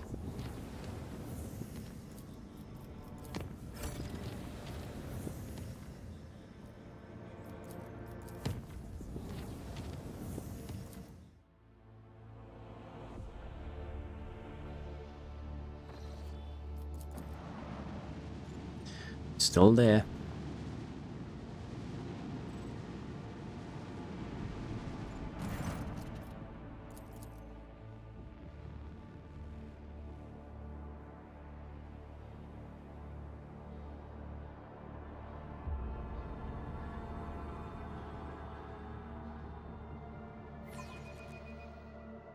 Secure our path. I was wondering why I couldn't use these in the first turn, but this explains a lot.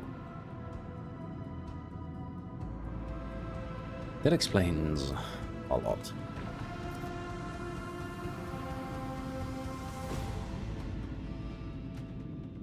It's gonna be rough.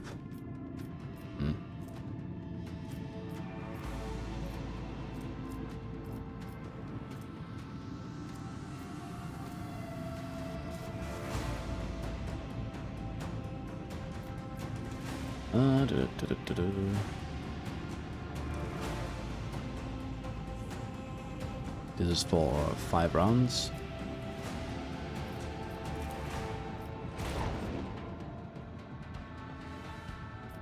Okay, I don't think you can use another one until you're done with this one, right? Maybe it's not so great after all.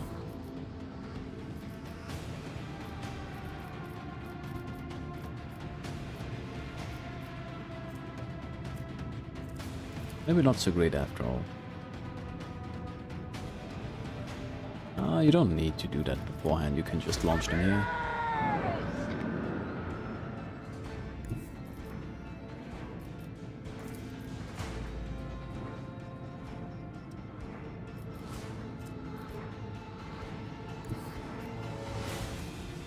I wish I had a higher range. Engage the lance batteries!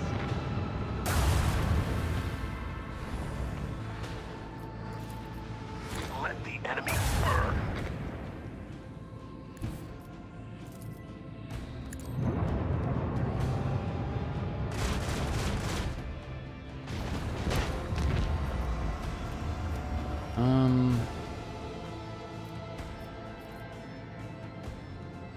Going in like this is really a bit troublesome. Gonna be honest. I can reinforce my shields. Oh.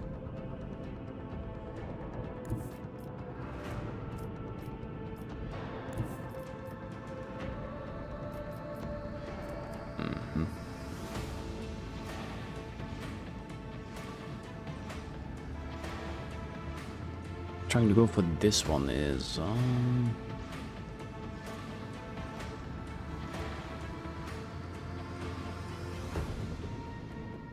the thing is, if I go here, I'm gonna be attacked from every side, right? But if I think if I do this,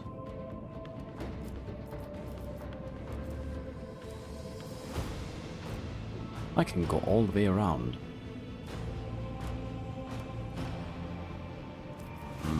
Maybe that's a decent play. Just fuck off. Let him take everything. Bye-bye.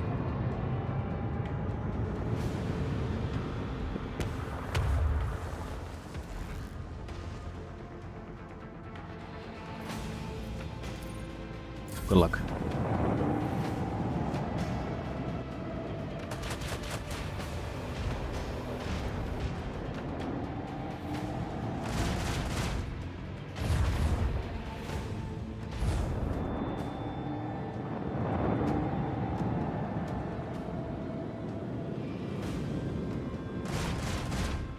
My poor torpedoes.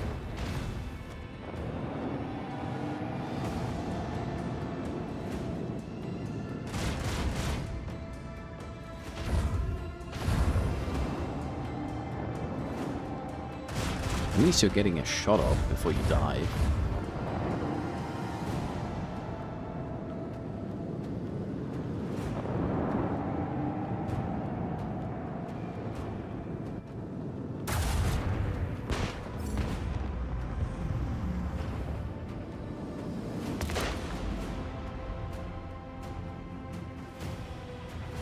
Decent.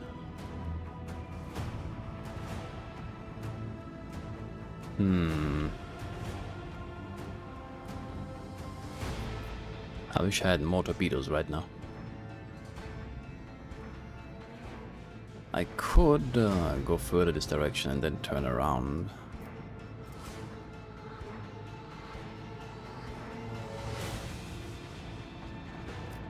It might be slightly better than turning around here. I'm not entirely sure. Oh, that's some movement. It's lagging my game. That is some movement. If I could turn this thing 180 degrees around. If only. If only, if only.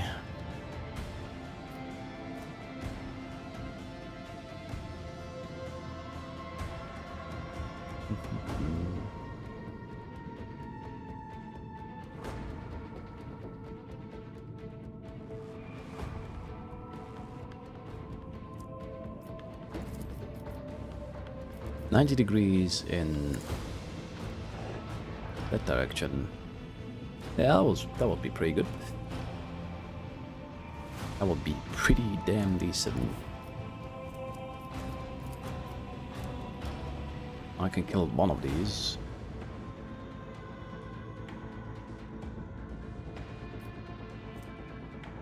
Potentially... it's not gonna be able to kill two of them. But since it's already ready, I might as well use it. Go for this one first.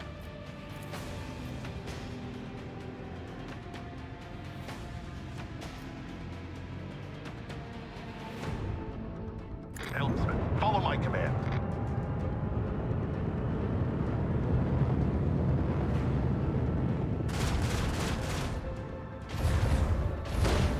Good. Shouldn't I still have more movement left? It didn't look like it would use up all my movement. It's really hard to tell in this.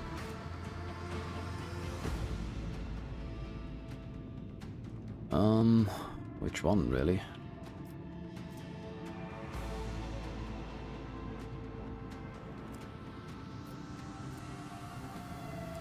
Plus 2 extra range.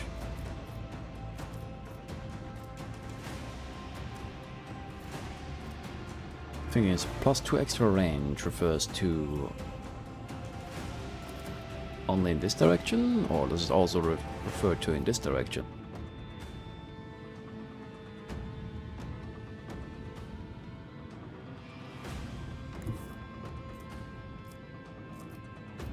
It wouldn't really make any difference right now. But it is a question I want answered at some point.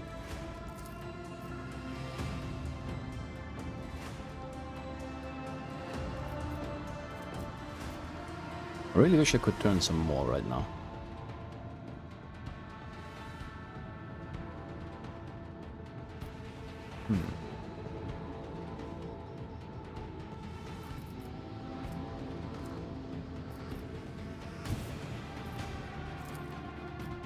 Commence last fire!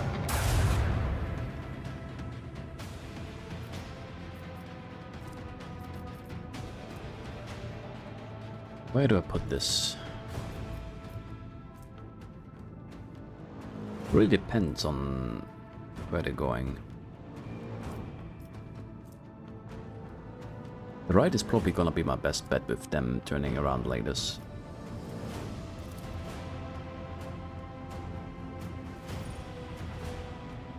Anything else I could use?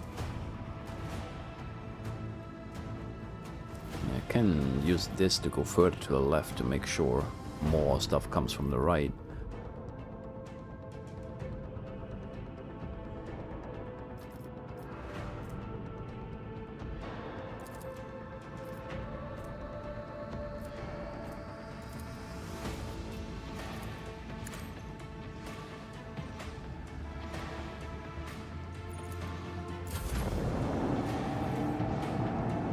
It's gonna be the front, isn't it?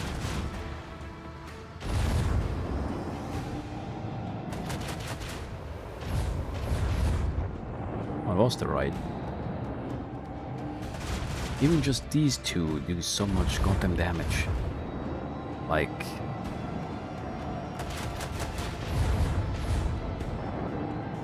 how do you deal with that?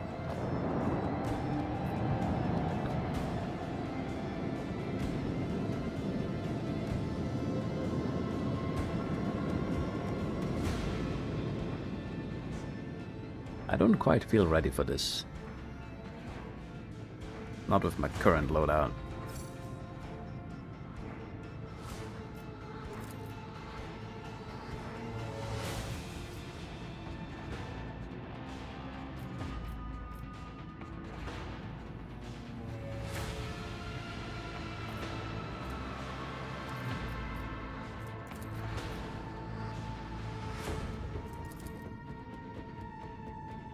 Ay, ay, ay.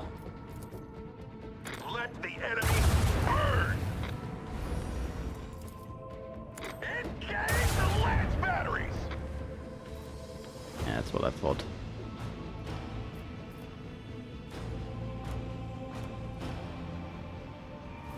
It's not gonna be very effective. I wonder if this counts as jumping through them.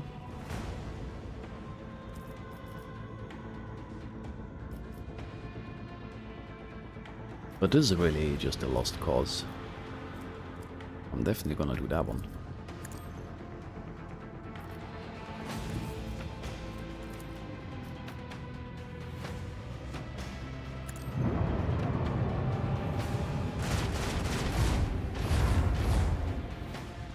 One. Fucking one. One fucking damage. Deploy torpedoes! Okay, buddy.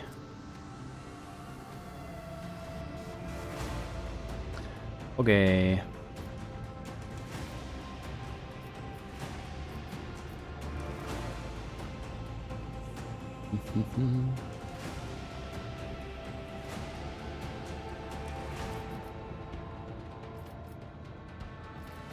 Anything else?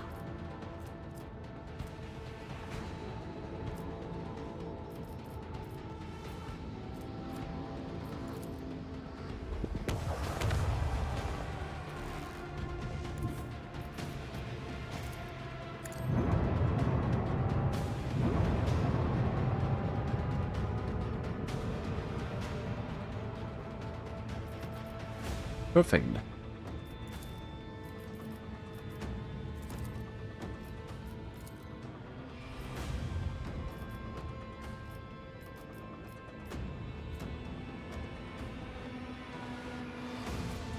Doesn't really help me.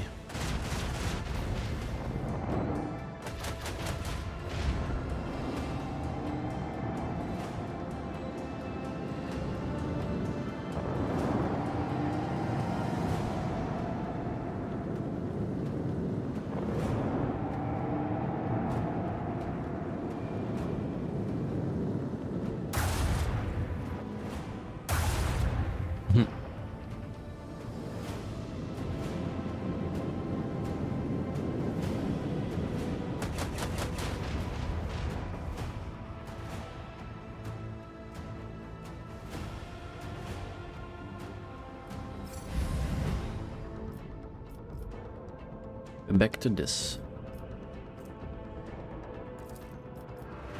Look.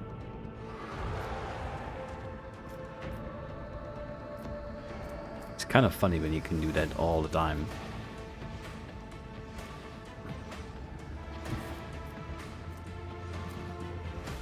And that is really the only way to do that.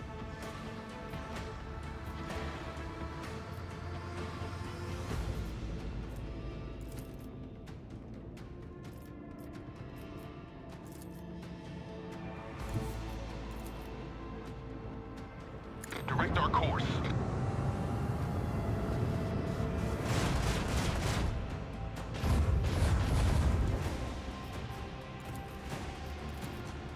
Let the enemy burn. I guess I could have shot them with that. Commence blast fire.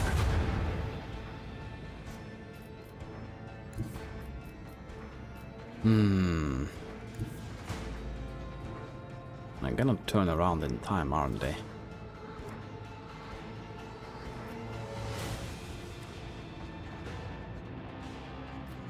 They're gonna turn around in time.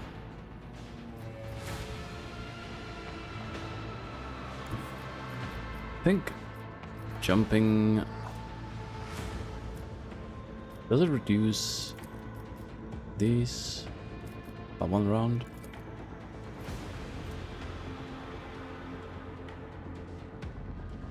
Oh, okay.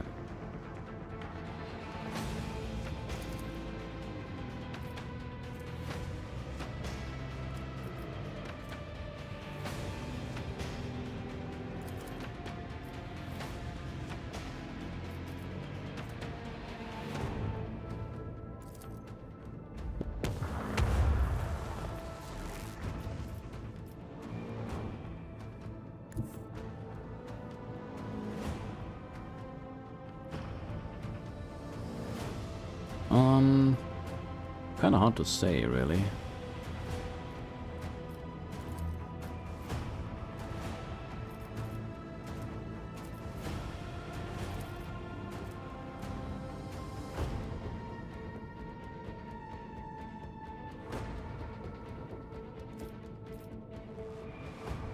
Destination locked in. Can't it just, like, switch sides?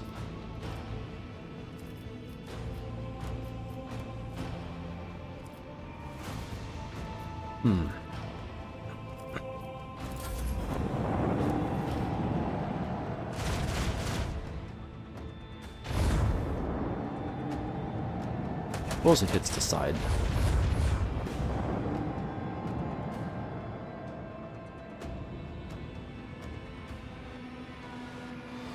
They have so much trash. It's like, damn. You can outmaneuver it. But goddamn, it's so annoying.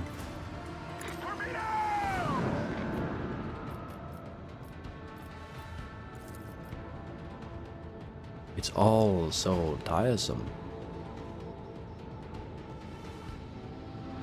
Macro cannon fully. Didn't move though. I just want to go to the left to kill this thing. Technically this was during my acceleration phase, so why can't I use this?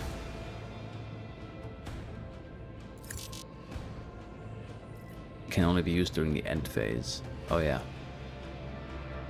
Fair enough.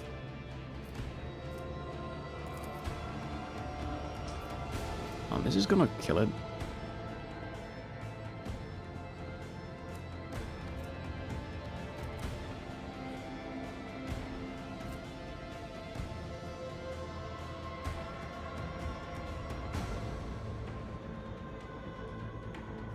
I mean, it says based on maneuverability, but you have no idea. I still have no idea what it actually means.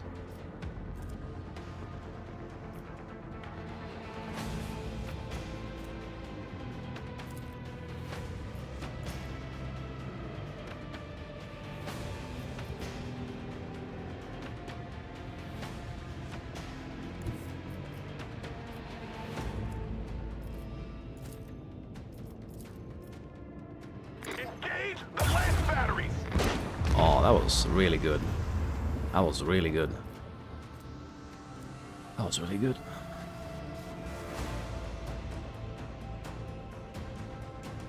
If I can, I wanna shoot this thing once and then fuck off, but I'm not sure that's feasible.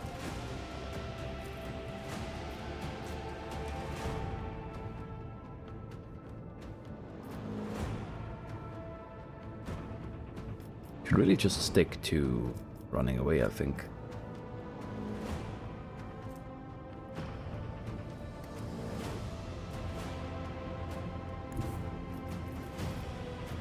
I sure wish I had my movement points somewhere right about now. This isn't even gonna do much damage. Gonna open up the shield a bit, yeah, but that's about it.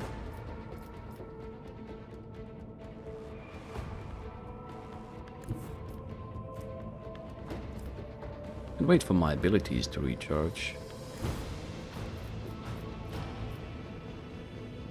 Adjust heading.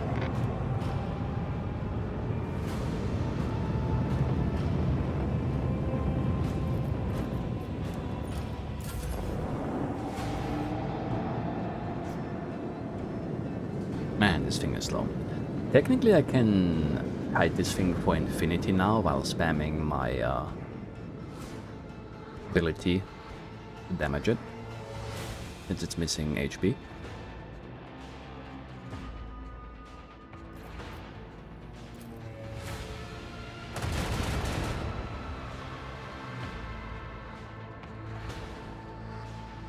Which is a bit cheesy. Unless this has a max range. No, I don't think so.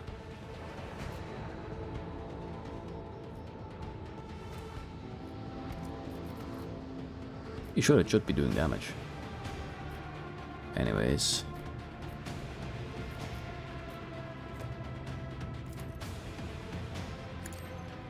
Destination locked in. 2 more rounds of this.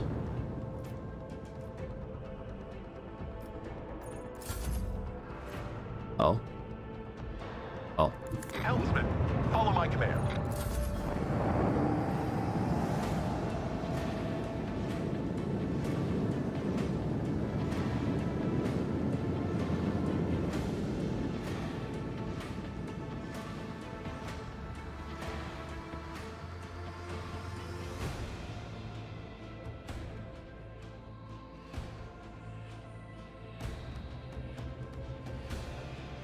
Only be...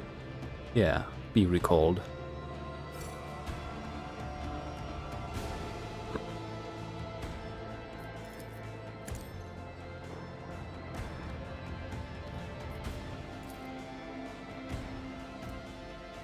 This is gonna be pretty slow if you do it like that.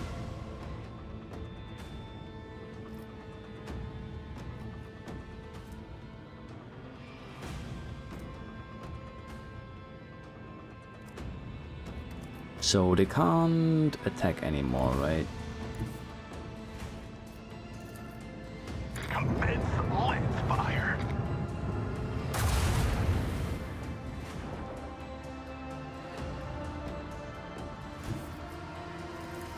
Let the enemy burn.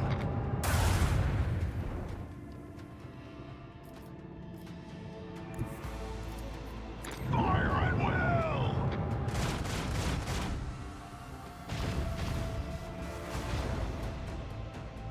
Pew pew.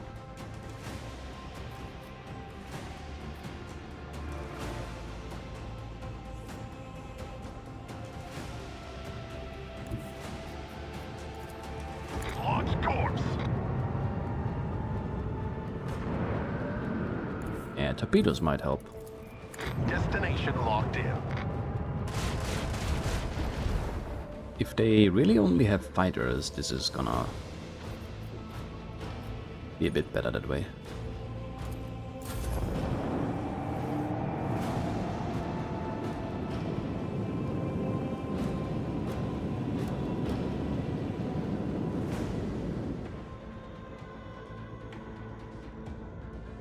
I didn't quite realize at the start that their mobility is so severely restricted.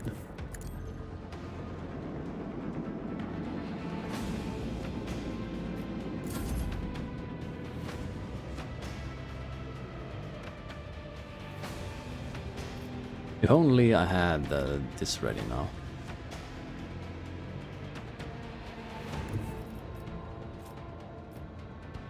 There isn't really any reason for me to engage closer, if I can avoid it. Just gonna speed this up a little bit.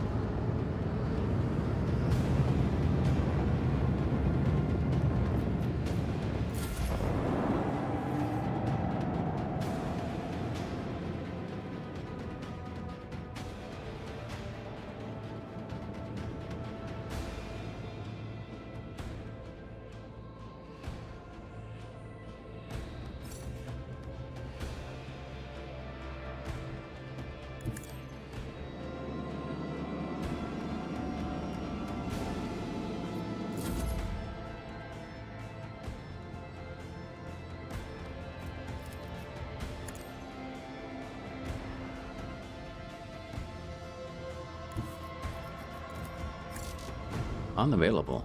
Why? Really? It's gonna be fine, I think. Helmsman, follow my command. Oh yeah, I can also use this. I'm gonna use it about 1 round, at least. So, there's that.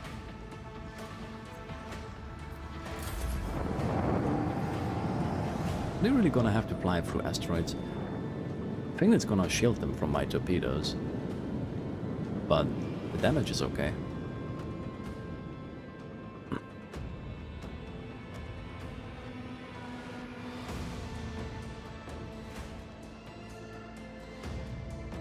I don't think my torpedoes are gonna reach them like this. Ever. 1, 2, 3, 4, 5.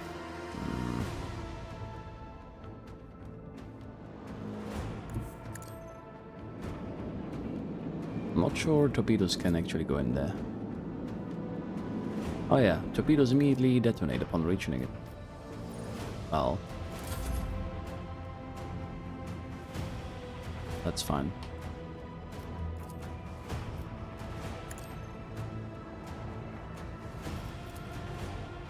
Torpedoes!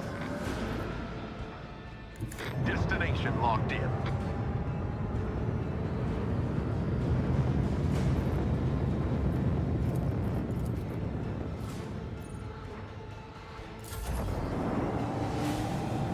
What a great battle.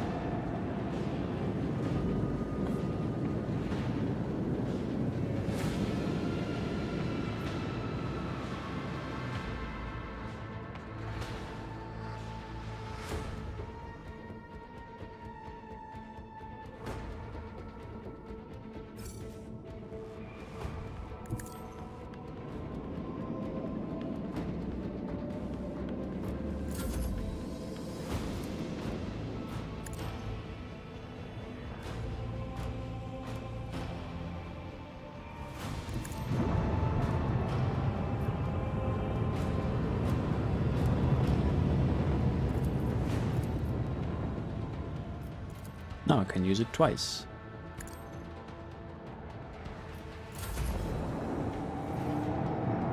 That ability is kind of a joke. When you have to face an enemy like this.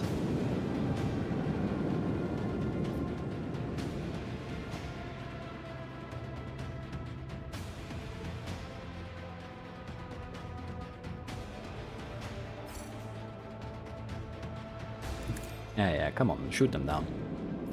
Don't even care.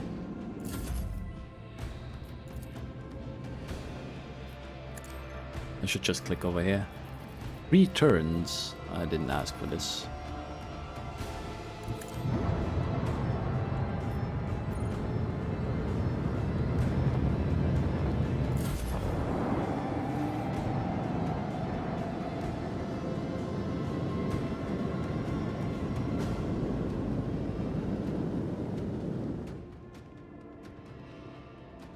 Now they have to return.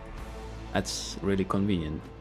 They can't shoot me. I don't think they can land. They can launch new ones either. As long as these are out. They should have another squad. No, two actually. Oh, well, they're dead anyways. I kind of forgot about that. Oops.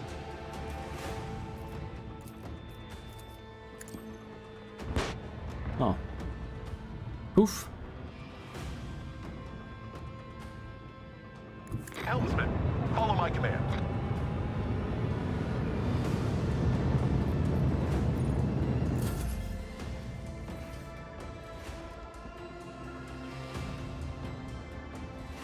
Get absolutely fucking warped.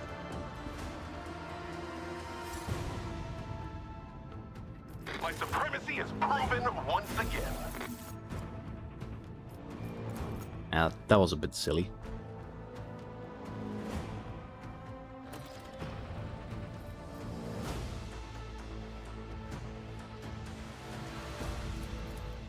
But it worked.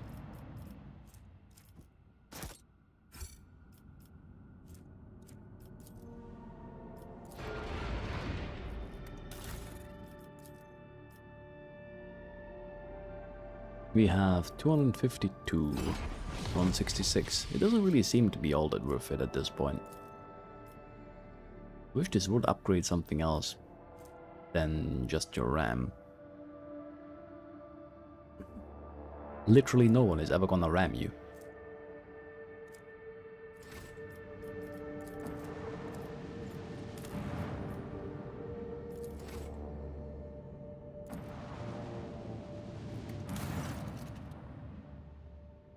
Woeful news. I bring woeful news, Lord Captain. Prelate Hectarchius of the Order of the Hammer has passed away. I didn't even know he existed. During the Great Purge conducted by the righteous of Fallstone, a den of subhuman deviants was uncovered. The prelate personally led the purge, sustained a grievous wound, and died the next planetary turn. On his deathbed, he was granted vision, whereas Saint Cognatius was reincarnated in a body made from the saint's holy relics. The Order's elders believed this to be a sign that Saint Cognatius's relics, currently stored on planets throughout the expanse, must be brought together. The Order is preparing for the election of a new prelate, under whose guidance it will undertake this holy mission. The majority of the votes are divided between Prioress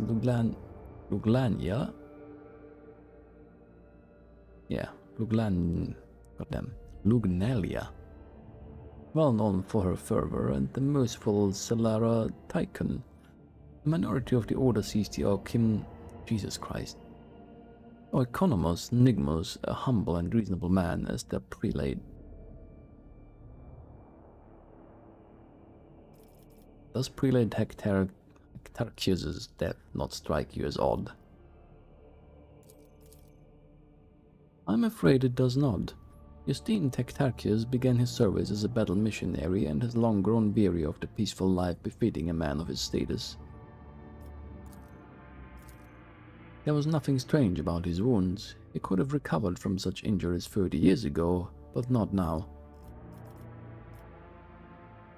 How does the Order intend to carry out Saint Cognatius' mission? The Conclave aims to procure all the relics that once belonged to Saint Cognatius, all that can possibly be procured.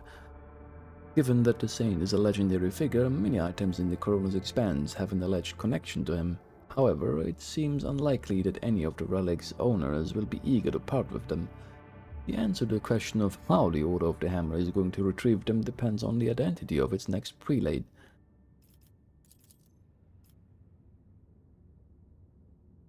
Prioress Lugnalia was converted by Hectarchius on one of the heathen worlds.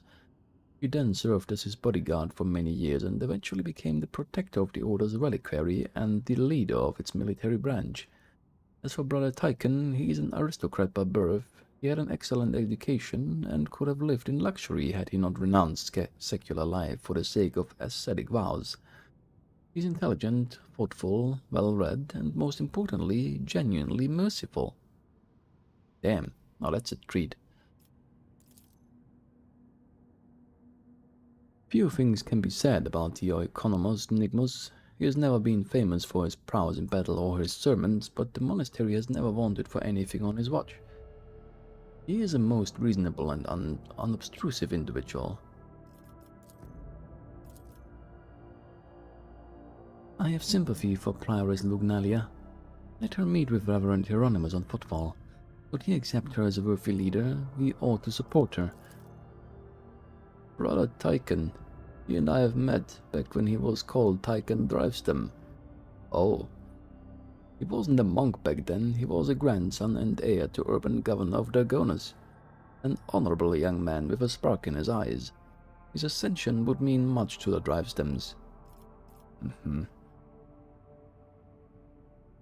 Abelard, see to it that House Drivestem thanks us for the assistance we provided to their kin.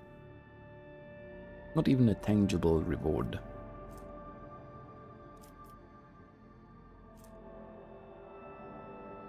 Influential servant. Cost 10 momentum. Yeah, it can be that last drop that you need to get the what's it called?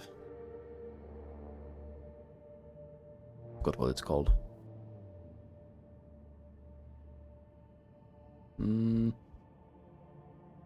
Anyways, those abilities on your first turn can be the last 10 momentum you're missing, usually. But nah. Will do. I bet Urban never thought the boy would be of any use to the family. Now we will have to endure a decade of him boasting about the Drivestem blood that always strives for great heights. Brother Tychon has been chosen as the prelate of the Order of the Hammer. These full emissaries departed from Falstone for many planets to form alliances and reinforce spiritual ties with the holders of Saint Cognatius' relics. This diplomatic mission will undoubtedly require sizable financial support. Our Strivestem has been informed of the honor granted to the family and has humbly requested to cover all expenses related to Prelate Pycon's endeavors. How nice of them.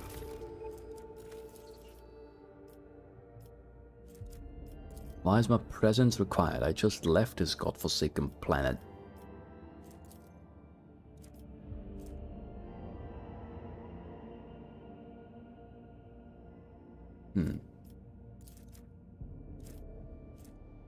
Oh yeah, that one.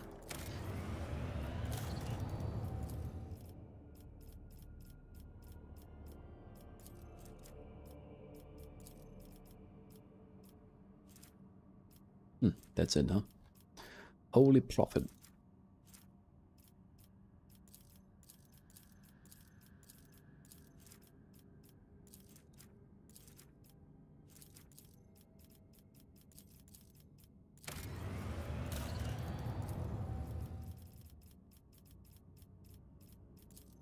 I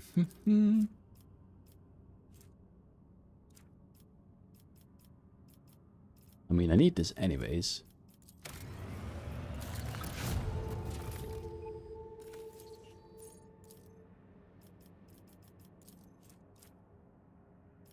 Plasteel for weapons, efficiency, compassion of the silent. I have enough mechanisms to spare by now.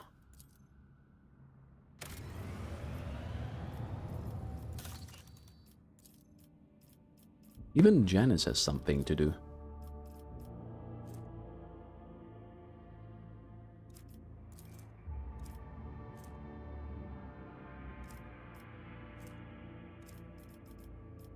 What do we get for it? This by itself is not really all that useful.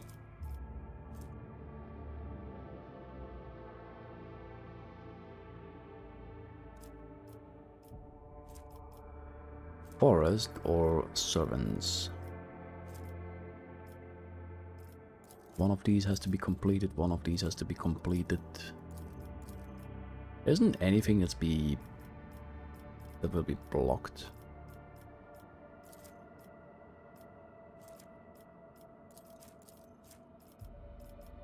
Okay, so it's really just a choice between these two. They're both giving security. Just require different things. Chemicals. I'm gonna just go with this one, I think.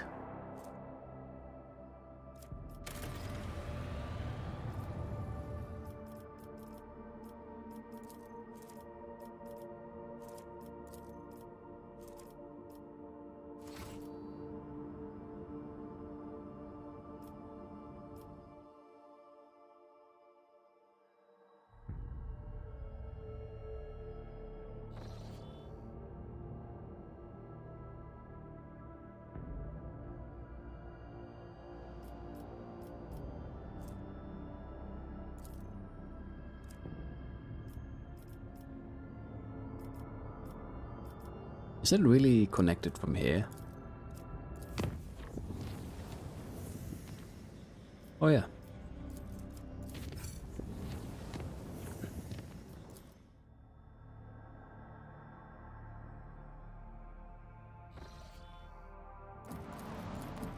Don't tell me I have to actually go down.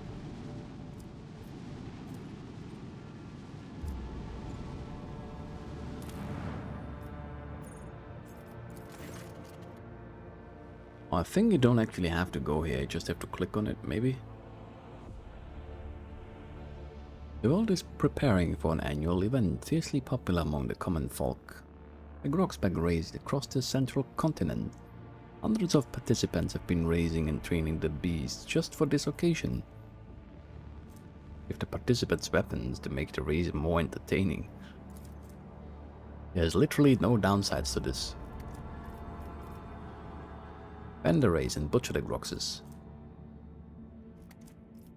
Personally take part in the race and send out invites to the representatives of the dynasty's more prominent allies.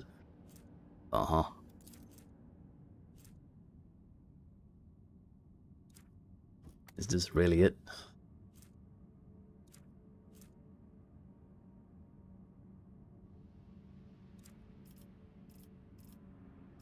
I mean, it would be kind of funny.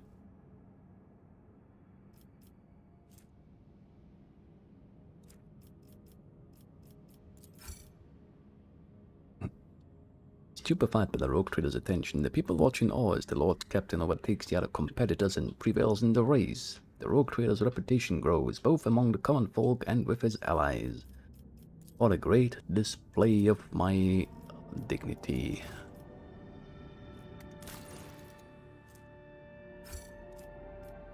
Okay, presence is required.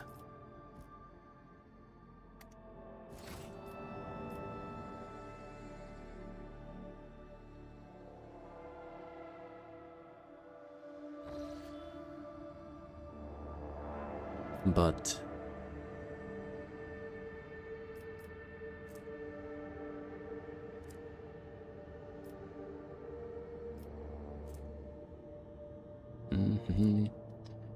where was it? I think no. Where is it even? That's Kavagama, yeah.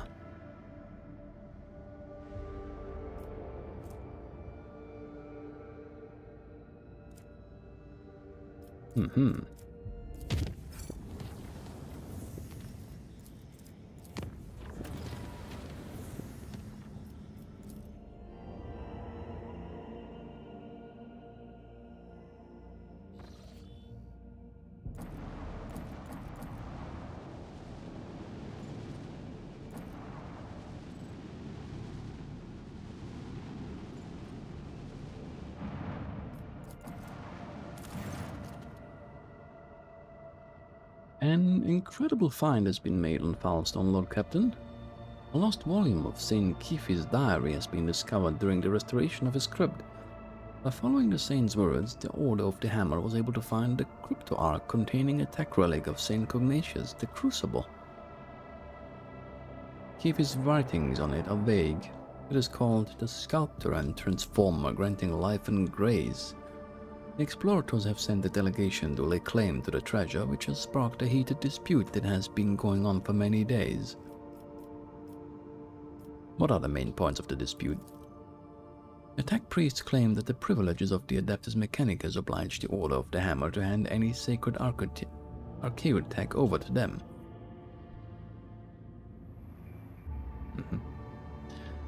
They argue that the Crucible should be considered not a personal possession of the saint, but rather an object temporarily entrusted into his care. The Order of the Hammer rejects this thesis, insisting that the right to care for such sacred objects belongs to the Ecclesiarchy's cults, and since Cognatius was canonized, that the Crucible should be regarded as a blessed relic, not archaeotech. How fierce are the deliberations? Quite. The discussions have been happening now for more than 8 cycles without interruption.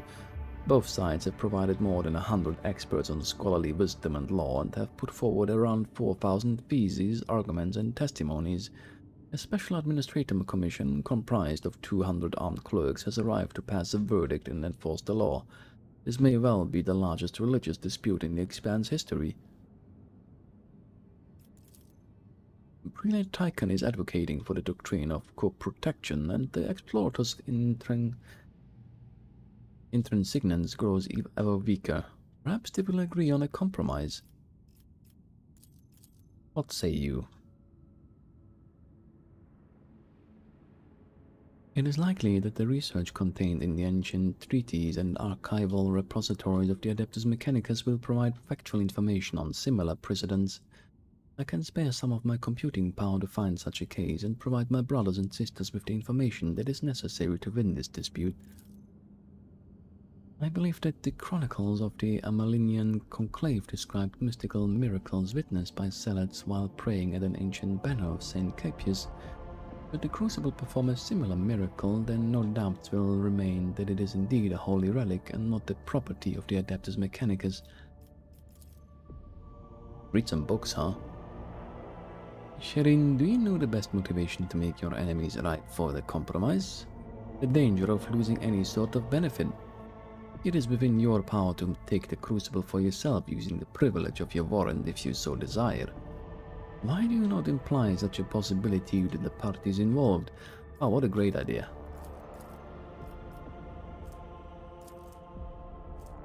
This complete collection of tech litanies is a token of gratitude from the explorators to take the rogue trader for giving them the right to take charge of the Crucible on Falstone.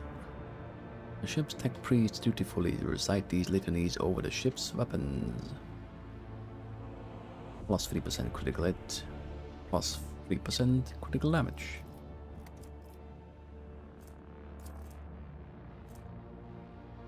Grants plus 20 low Imperium, plus 70% armor,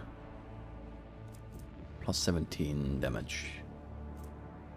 Low Imperium, huh? You can also reroll a failed test once per test. Does this stack with the other items I have right now?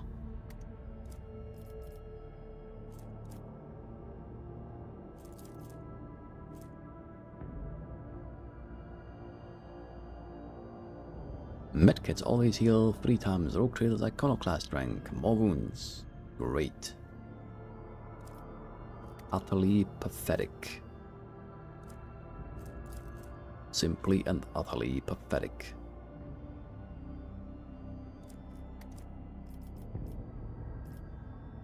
Let a convincing miracle happen. I'm sure we're gonna rely on chances and not just gonna make it happen.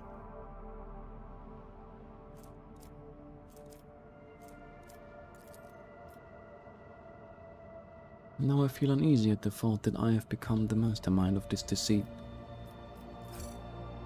After some time, the Crucible revealed a miraculous vision. Sacred images of martyrs appeared before the awestruck witnesses and blessed the ancient artifact. And even though some claimed to have caught a glimpse of some suspicious individuals operating lens machines, most of those present acknowledged the fact of this miracle and the status of the Crucible as a relic. It's that easy. The explorators have made peace with the loss and asked permission to conduct several of their own rituals with the Crucible. When the tech liturgies had been completed, the tech priests departed Falstone. Research into the Crucible has identified it as a device for surface terraforming. Fueled by the geothermal energy of the planet, it could turn a wasteland into a blooming garden. However, a way to launch it has yet to be found.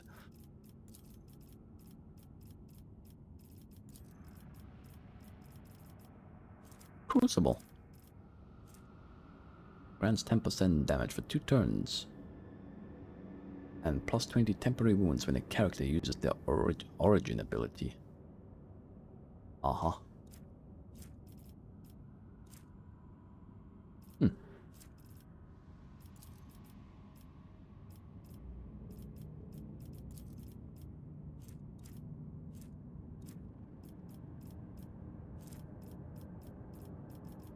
Yeah, let's just go down this list.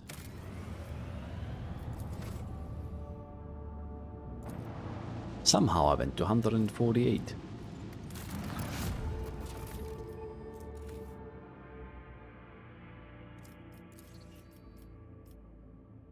But again? No, that can't be.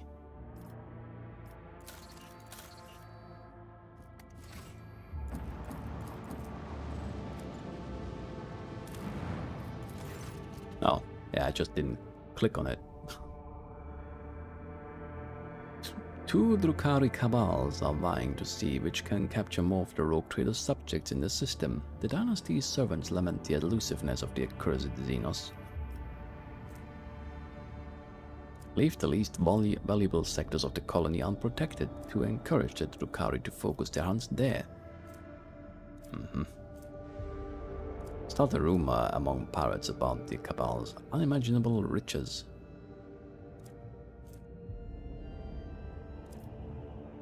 Set up an ambush in the colony. Is this even a choice? Do you spend 2 profit factor on this?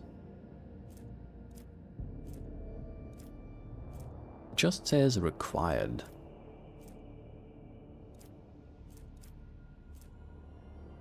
I mean, the profit factor isn't really that much of a concern at this point. And you certainly can't, like, bend reputation so I guess it doesn't spend it. But that would be weird. Nah, it's gonna spend it, but I don't care. The Xenos took the bait and walked straight into the ambush, at which point the planetary warden, supported by automated defense systems and militia forces, were finally able to destroy the blasted raiders. Easy.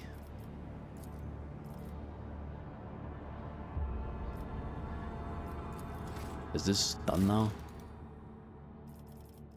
God damn.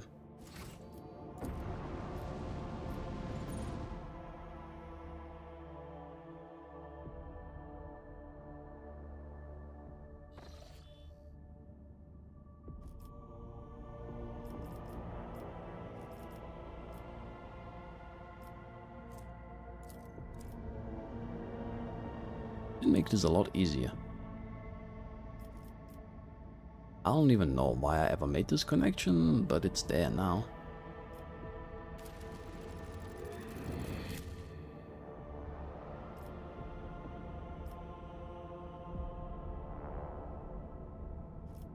Not much else up there.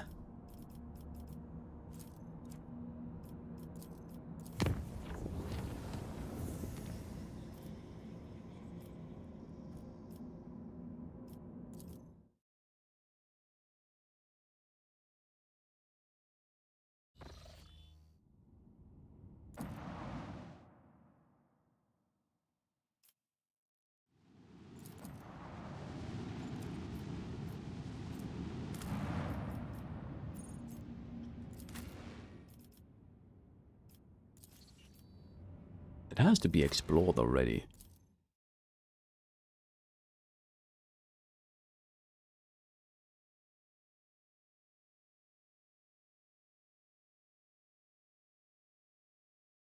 Melee attacks always have a 100% hit chance, except when they don't. Nice.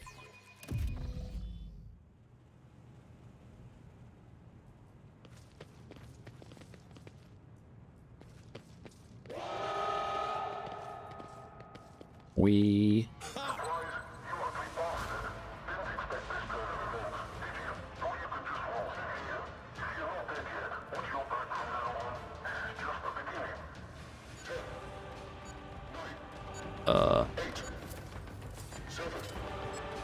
Duty prevails. Oh yeah, you can't go through that. Oops. I didn't even see that one. I'm blind. You can jump off to the left, but is that really the only way?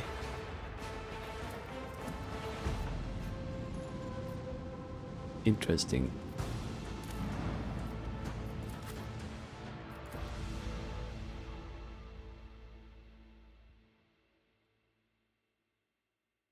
How late is it?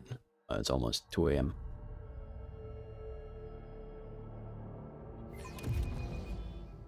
Almost.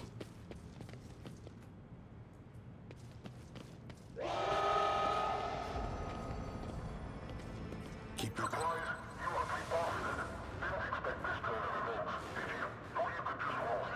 There has to be a connection somewhere to one of these.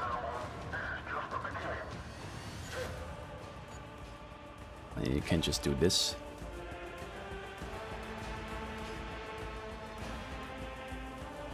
I mean, it would be right there. How would you even get there? Oh.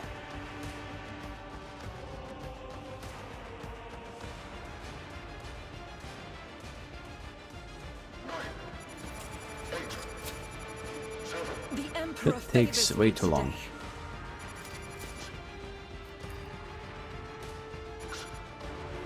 I forge my own success. When the faithful are Onward to victory. the burden of failure is the most terrible punishment. Blessed be the road that we take. Every moment a chance for greatness. Speak, Elantark. I wander through the stars. Sometimes you consult the appropriate treaties on tactics. State your They intent. fear to look at me because of my appearance. I've seen a lot of innocent people. I've yet to see someone remain. Your seneschal is always there for you.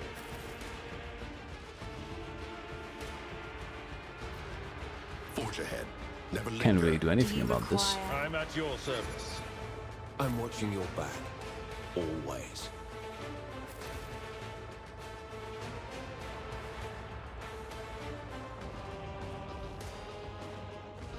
Okay, but I don't know woke how. up with a feeling of wonder, as if a field of flowers was blossoming nearby. A child was Does it saved even from matter death. when we're already out? What advice do you seek?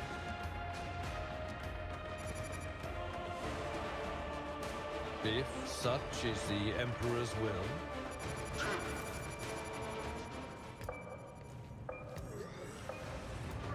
I think Abelard is about to run into a mine.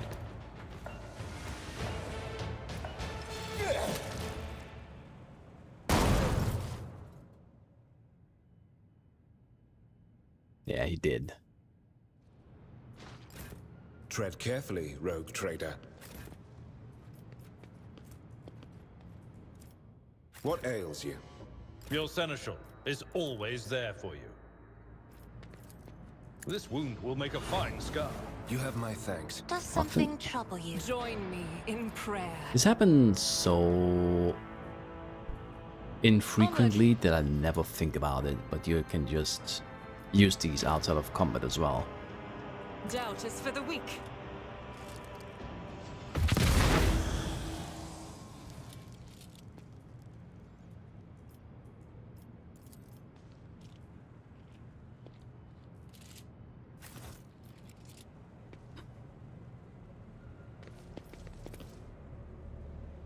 A fresh corpse in fancy attire, likely that of an adventurer rather than a smuggler. Adventurer. In space? My warp sight reveals something. Alright, I really have to look this up because I don't know why all of my fucking all of my fucking melter charges are gone.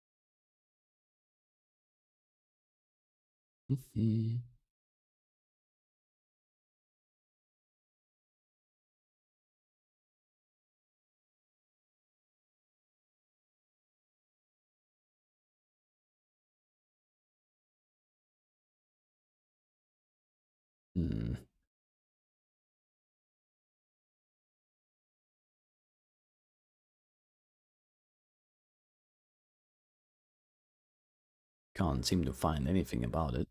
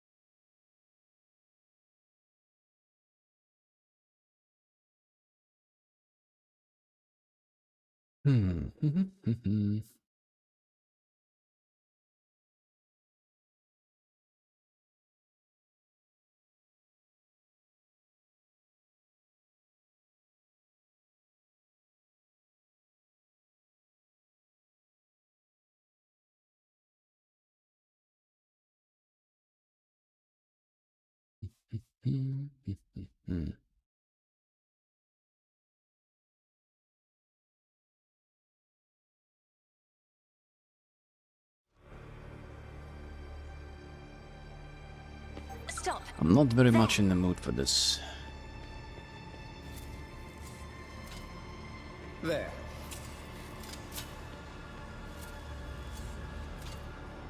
I failed.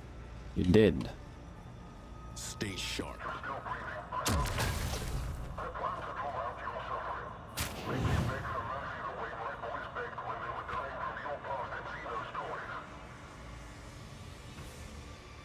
What? It doesn't even show up here, or does it? Oh yeah, it does.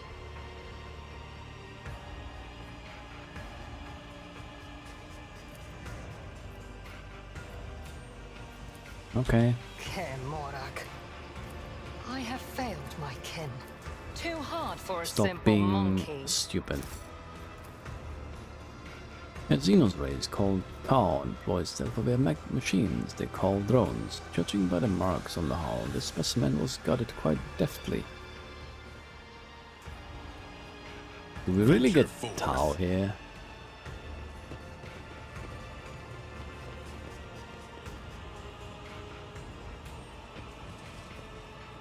Let us see what I found. The more you try to hide your colors from me, Master Van Calox, the more clearly I can see them. If you find my gaze so unpleasant, just say so. Do not mistake my caution for rudeness, Lady Cassia. I am usually the person who gauges others' secret thoughts and feelings. Being on the receiving end is different. Man, I don't think I'm gonna make it through here today. This task should have been accomplished Especially easily. with people like this. Always striving for greatness. According to the labels, the containers with insulated uniforms and snowshoes were to be delivered to an Astra Militarum quartermaster on the frozen world Xenarek 2. Wherever that may be.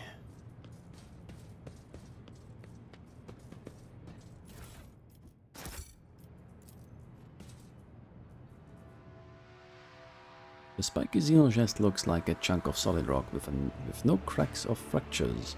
One side is decorated with the maw of some hideous creature. That thing?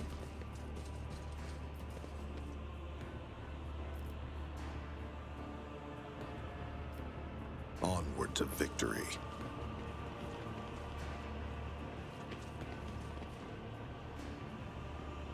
There's so much trash lying about. I think I'm just gonna leave this for next time, to be honest.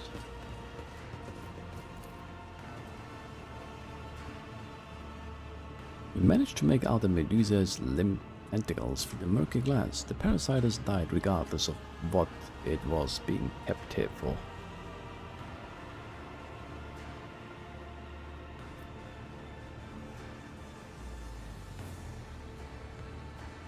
This is pretty weird. But yeah, I think I'm gonna be done for the day. It's 2 AM.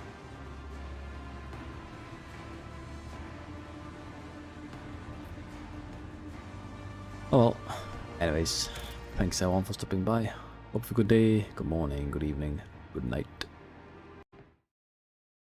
We'll see how this goes. But yeah, till then, enjoy the rest of your weekend. Bye bye.